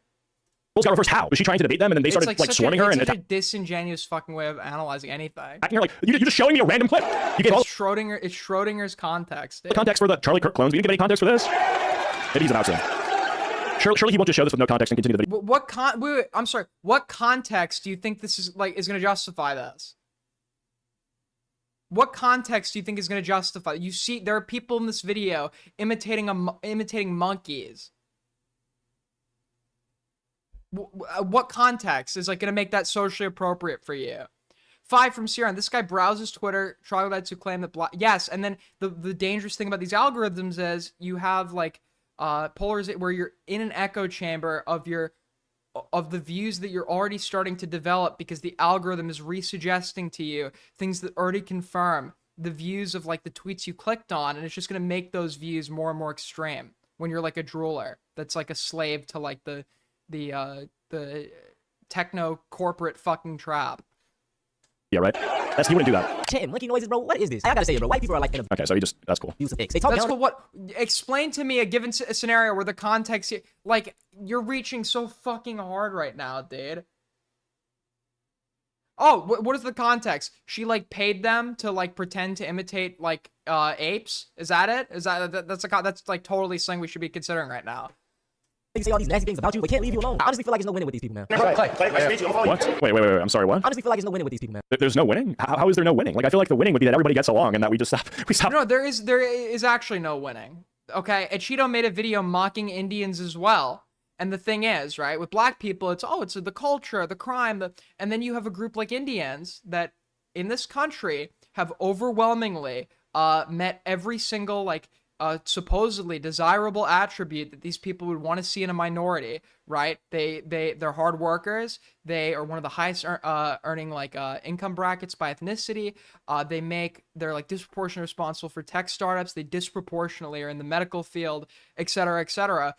But because there's Indians at home living in poverty that, behave like they're in a developing impoverished nation, which they are. That is a little culturally culturally backwards. It's like, then we need to get them out of our country. And then they actually cherry pick. It's like, an Indian truck driver had a car accident. Therefore, we need to start deporting the Indians. And it's like, well, if you want to talk about statistics show that they commit like virtually no fucking crime relative to other ethnic groups. And they majorly contribute to society. The violence, we stop the So no, there is no winning. There is no winning. And the nonsense, like, the bad behavior. I think people just want good behavior from everybody, right? And so when the bad behavior starts to arise from any particular group, people call it out. Yeah, but it's the race that you've chosen to isolate that group with. Not you want to be like classist and go after people that fall into like economic, like, fucking such and such people that commit such and such percent of the crime fall in such and such income bracket. No, you picked out race specifically. That's why this is racist, right? There are tons of confounding variables there that would allow you to make other like arbitrary groups that would even be higher predictors of crime on their own. But you've chosen to make it about the race. Why do you think Minecraft YouTubers have such a bad reputation? Stereotypes are earned, guys. No. I'm gonna do you with the camera. I'm not filming. I'm walking through. He's recording. I need to calm down. You came up to me telling me I'm recording. I'm not with them. I'm not. Yeah, we just seen what's your name? Yeah, they just want my autograph real quick. That's all. Yeah, 100%. Yeah, security walked past us like 4 times when we had the tripod on it in the middle of the food court. By the way, folks, we're 20 away from Streamly goal. If we hit it, you could donate 10 to scare the fuck out of me. If we hit it, I will forever be in debt to you personally. Moment around black guys, they go, all right, bro, you gotta chalk it. Now, this is a prime example. Well, yeah, that's bad. 100%. Like, that would be something where they got profiled, right? Yeah, this is terrible. But how does this have to do with there's no winning with these people? If anything, you just showed a guy who posted, because if this guy... There is no winning. There is no winning. If black people tomorrow, the crime rates dropped, they all became, like, doctors and fucking lawyers, et cetera, you would still fixate on, that time where they were impoverished and perpetrating crimes. Or you'd go and dig up videos from, like, developing nations in Africa to use against the black people that are living here.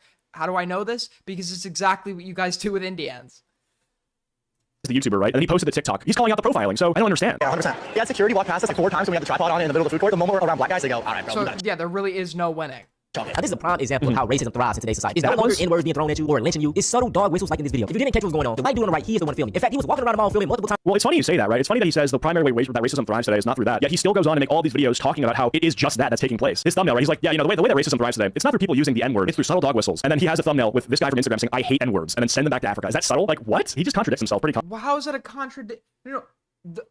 He's literally quoting examples of the dog whistles utilized by other people. When he's doing a criticism of racist dog whistles, he's talking about the people actually giving those dog whistles with the intent to ring the bell for other racists so they know what they fucking mean.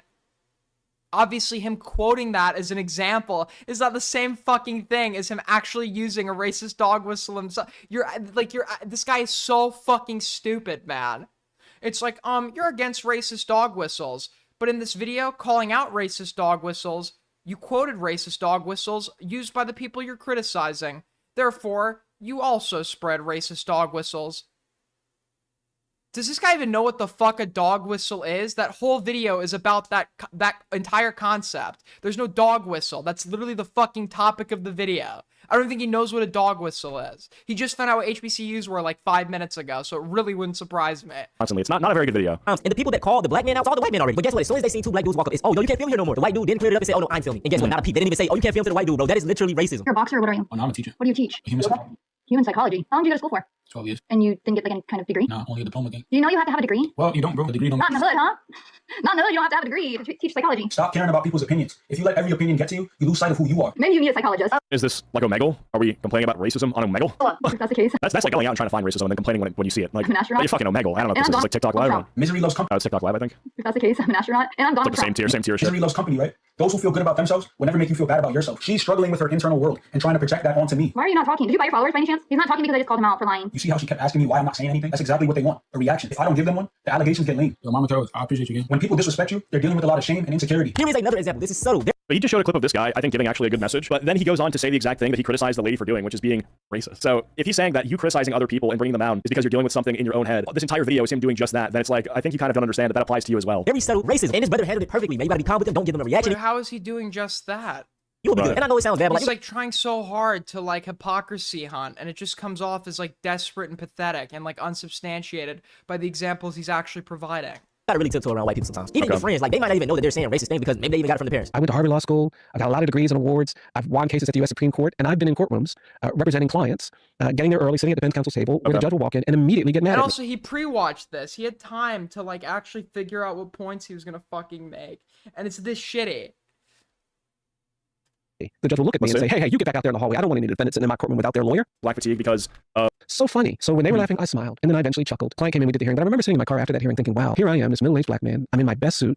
I actually argued the case at the Supreme Court that we were trying to implement. I got all of these degrees and awards. And yeah, man, this guy got mistreated. So white people, they're all racist. Like, what are you saying, dude? Like, let's be so serious right now. Humiliation to do justice for my It's not good. In the eyes of them, we're still just another nigga. And this isn't me trying to like kiss up to the white man or anything. But it's like, you know, as black people, we don't care to be better than anybody. You know what I'm saying? But it's just like, why do we have to be lower than you? And just to even talk about being better, white people can't even take the sun, which is essential to life. So it's like, what the that's it for this video, though, man. I just want to That's true. You know, people do burn up pretty easily. So yeah, that's right. But I think a lot of it too, right? Because at the very beginning, he said we have to get to the root of the problem, right? And then so he was saying there's a problem race. So it meant that he thinks the problem itself lies at the race, not what causes the race, you know, the racial groups to behave. Right, if the problem itself doesn't lie at the race, then why would the term you use for your criticism be based on the race?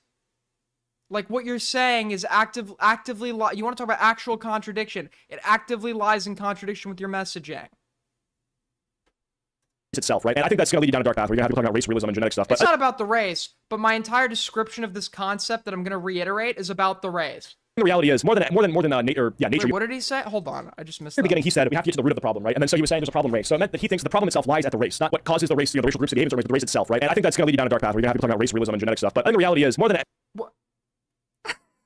Oh, dude, wait. What? Am I, like, misinterpreting what he just said? Did he say that if you... Did he just say that if you try to get to the root of what is causing the race to behave, you're going to get into a dark path, into genetic stuff? If I was to take that, it's maybe he misspoke, but if I was to take that at like surface level, like he did, some of this guy's comments be pedantic as fuck, would he not be saying that the cause lies at the genetic level? If to talk about the cause, that's what you're gonna have to get down to.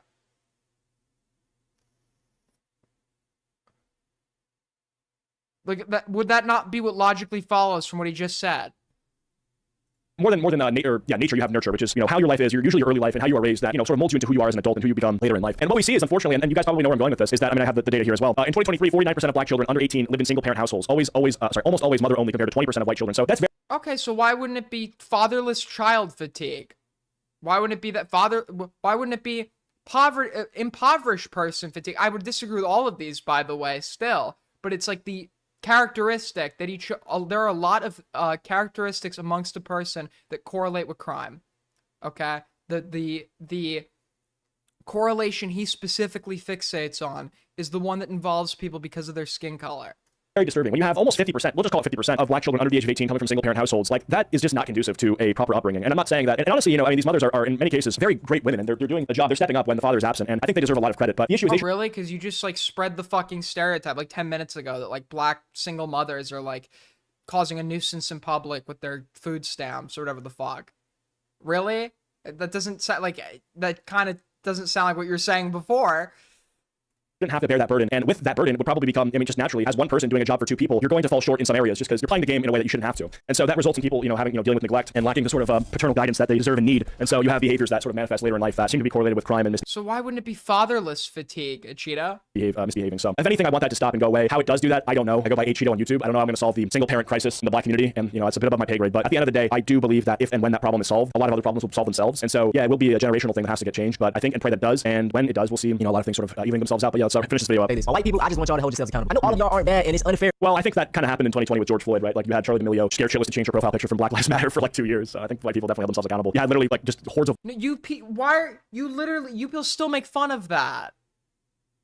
Wait, if we were to go through a Cheeto's backlog, would he not be like one of the types that like has actively like implied or said that George Floyd died from a fentanyl overdose?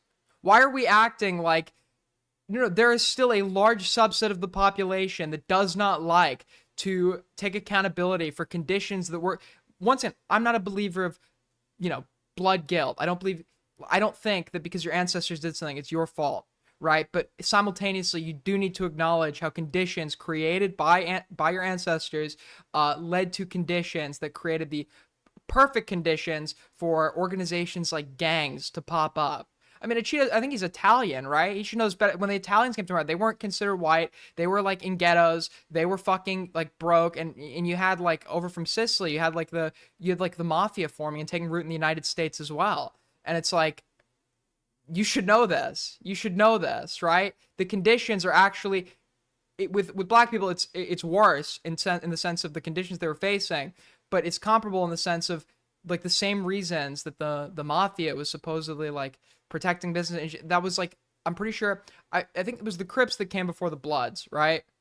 And the Crips started off as like a protection organization, and the Bloods came out as like an antithesis to the Crips or whatever. If I remember, I could have it off.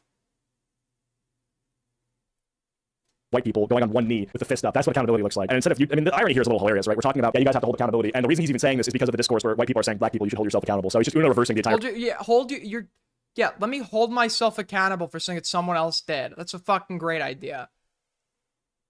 Conversation rather than addressing it. Of me to generalize the group off of a couple situations. Y'all get also, Charlie D'Amelio had a black. We're pretending like Trump isn't literally renaming, changing these people fucking love racism so much that they are changing the names of military bases back to the names of Confederate soldiers and generals and politicians.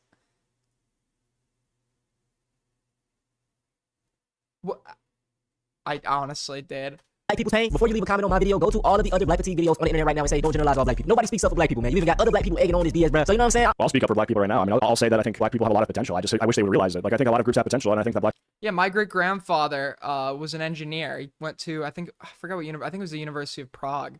He went to school. I think it was he either went to school in Yugoslavia or Czechoslovakia. I think it was Czechoslovakia.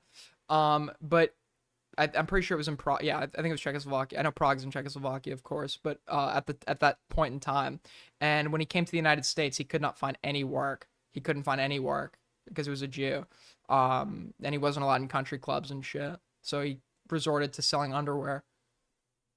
People certainly do, right? I think a lot of great art and media that we consume is from black people. They've been very serious cultural contributors and continue to be. I just hope. And what would your argument be if someone kept telling you that white people are the problem with America? I would provide a counter argument if an argument was given. That's not an argument. That's a conclusion. That, the sort of statistics that would show the not so good side of them or the group, and white fatigue is even being used, decreases. So anyway, that's gonna be it for this video. If you guys enjoyed, leave a like, and if you didn't, leave a dislike. See you guys all later. Goodbye. Also, it's gonna depend on how you define this. This Don't Look at Me guys, a really good YouTuber. Watch him. I use his shit as background noise.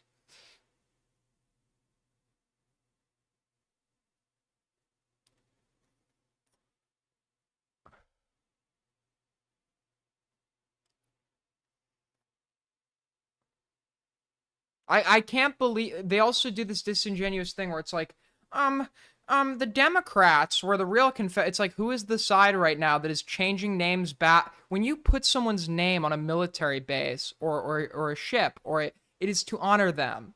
It is to memorialize them. When you change it to the name of a Confederate, you were saying there is something there that was worth memorializing or honoring, right? The whole argument about Confederate statues being allowed to step because its history is like stupid. I don't think we should destroy them because it is a part of history, but I think they should go in a museum. When you're putting them out on public display, you're honoring it, right? It's a completely different context.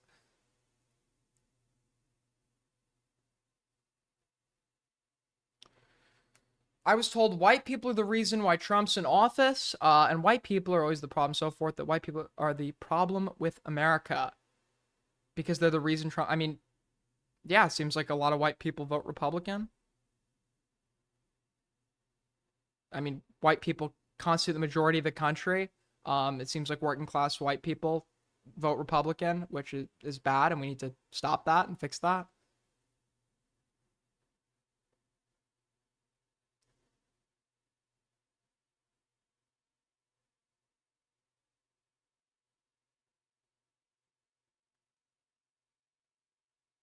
It's a coworker of mine. She listens to we love Gavin. We love Gavin. We love Gavin. Trump carried? What? Yeah, dude.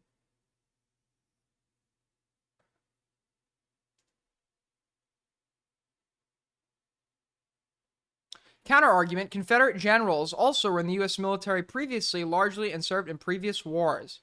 Okay, but you understand that just because you remember the military at one point doesn't mean, like, things like dishonorable discharge can't happen. Like, there were tons of horrible people that were in the military at one point that are not honored.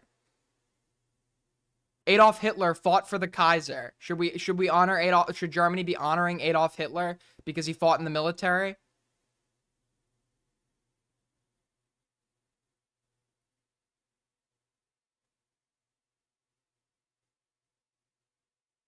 Like,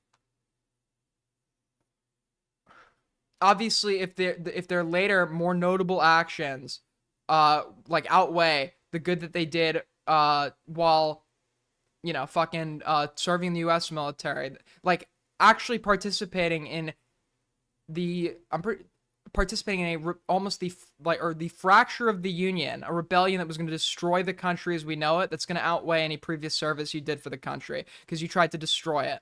Right? I could have bought my wife gifts once, but if I tried to kill her with a hammer, I don't think you should honor me as a good husband.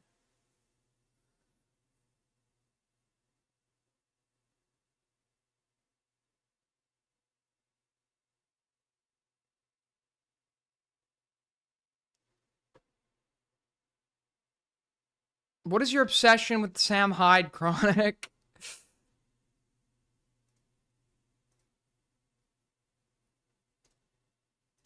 What did Sam Hyde do to you, buddy?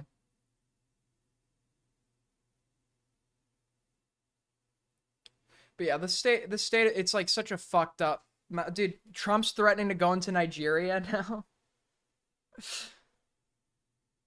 I don't think he actually is, to be clear, or that he's actually gonna go in. I'd love to see like how, whose wallets are gonna get bigger because he's threatening it.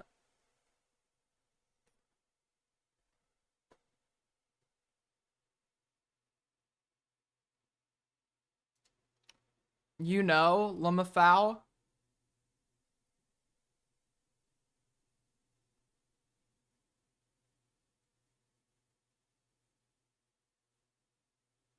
What? Huh? Okay?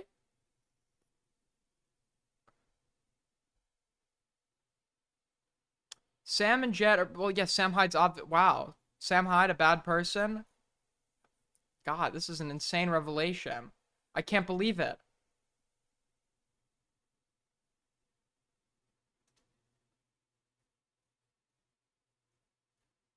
I absolutely hate Trump, but think Gavin's a straight weasel. How so? I think he tried to do a false flag strike on our own ship, so he could have a reason to attack Venezuela. Yeah, dude, he's just, I don't know, like, you never know with him. He makes a lot of announcements that he's gonna do things and doesn't do them, and it always seemingly aligns with this anonymous person's crypto or fucking, their, like, stock portfolio and crypto wallet. They seemingly just always know an hour before Trump's gonna make his announcement, how that announcement's gonna influence the economy. Of course, there's no insider trading happening there. Obviously not. Obviously not.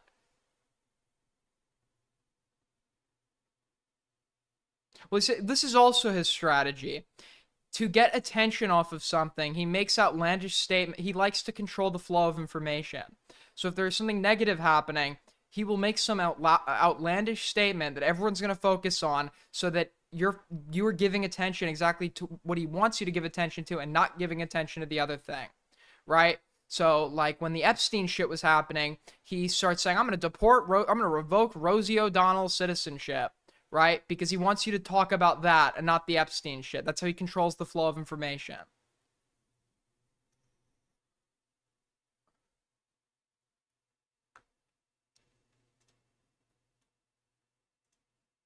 So just, like, keep in mind, whenever he says some crazy shit, ask yourself, what else is happening here? What else is going on while he's talking about the Epstein? Yeah, it is fucking crazy. It is. What's even crazy? These people are in a fucking cult, dude. They ran on this platform, destroying the pedophilic deep state. They were posting fake Epstein lists, where conveniently every member of the secret satanic pedophile cabal was a liberal that has said something bad about Trump. They all fucking fall for it and reiterate it as fact to each other to support other lies. And if Trump does something directly in contradiction with that, you know, they will come up with every cope in the book to defend him.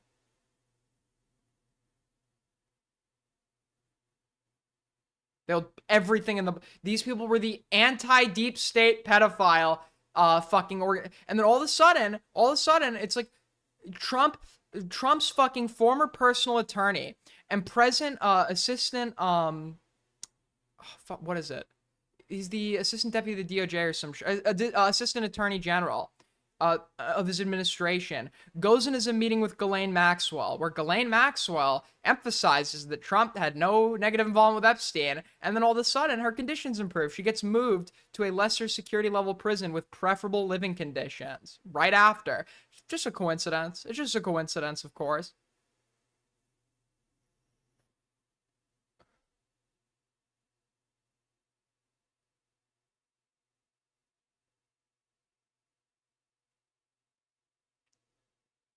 His all caps post, "Stop talking about Epstein," was so crazy. Yeah, he ran on this.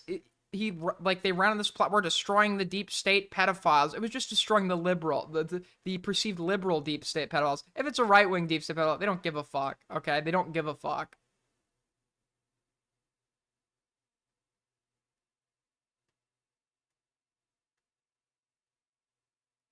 Can you go to the World Liberty Financial for me? And is this gonna be some schizo shit?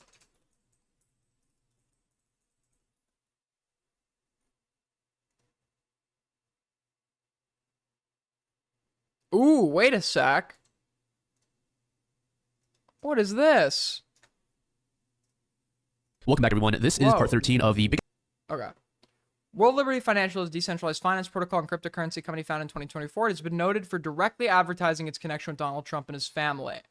It has been involved in multiple controversies regarding its conflict of interest, alleged secret deals, and business individuals under criminal investigation with criminal records. One of the World Liberty's few publicly known investors is Chinese billionaire Justin Sun. Shortly after Trump took office in 2025, Sun invested $30 million into World Liberty, and subsequently an SEC investigation into Sun was dropped. Interesting. Yeah, also, Kushner's father gets... This is nothing new. He runs it like a mafia. He runs it like a mafia. But I'll scroll down here a little bit. Thank you so much for the 2. Thank you so much for the 2. Delt the Blad. Folks, we are presently, we are like 14 away from Streamly goal. If we hit it, I will be a happy man. Yeah, like, if you're a conservative at this point, I'm sorry. You're just a fucking idiot. You're just like a total fuck. You're either like comically evil or you're a complete fucking idiot. That honestly, like, I don't know. You're like at this point, if you're still a conservative, I just have no hope for you. I'm sorry.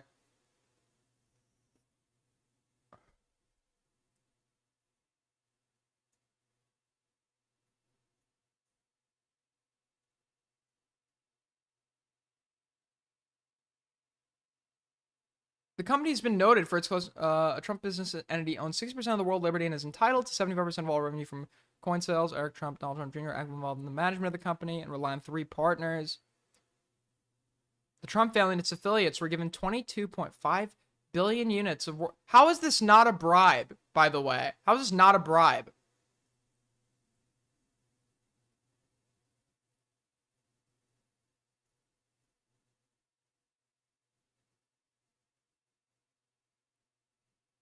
Yeah, people talk, and he also, it's like jingling keys in front of his, Honorable President Trump graciously turns down his $400,000 a year presidential salary, saying he doesn't need it, give it to the people. Meanwhile, this guy, his net worth has gone up by $3 billion since he's assumed office in his second term. Who gives a fuck about 400? That's like a fraction of what he's making. A fraction of what he's making, arguably, from his position as president. The fact that no one is, because everyone likes to focus on the surface level shit about this guy because he controls the flow of information. Let's focus on a fucking ball. You know, honestly, it was like funny to, you know, I don't like tearing down the White House, this ridiculous, ugly ass fucking ballroom. But at the end of the day, that's not what we need to be talking about. Yo, 5 from JPM. Trump saved TikTok because GOP donor Jeff Yass is an investor. Another Trump L. Thanks so much for the 5.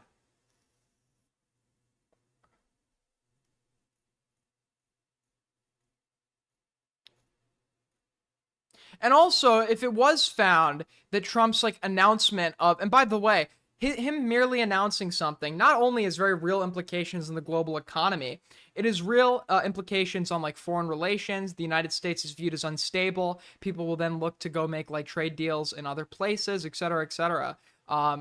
If he is making these announcements to influence the stock market, it's not just insider trading. It is active market manipulation while compromising our foreign relations in the process. Like, it is, if I was to accept everything they've accused Pelosi of as true, this is like that times like 1,000.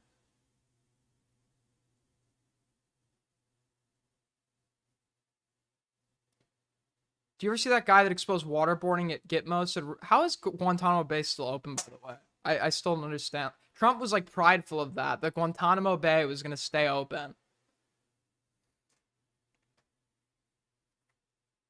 It's a fucking concentration camp.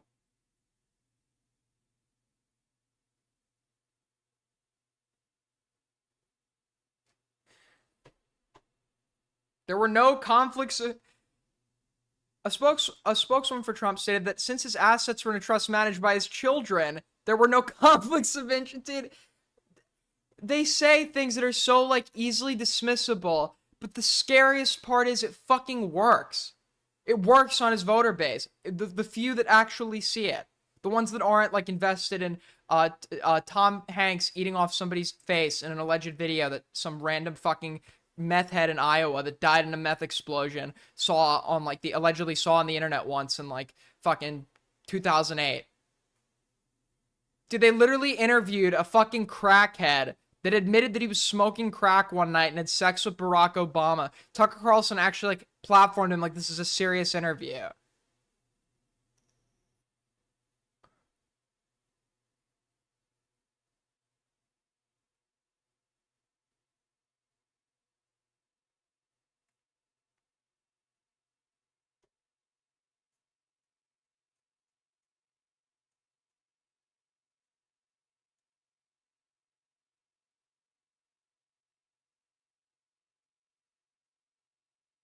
Yeah, this is fucking nuts.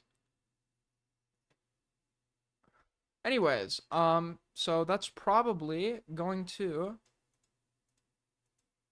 Whoa. That's probably going to wrap up today's stream. Thank you guys so much, as always, for watching. Like up on your way out. Really helps the video. And yeah, it's probably going to call it there. Appreciate it. We basically at stream like goal. I'll count it. So thank you guys so much. And yeah, I'll see you maybe tomorrow.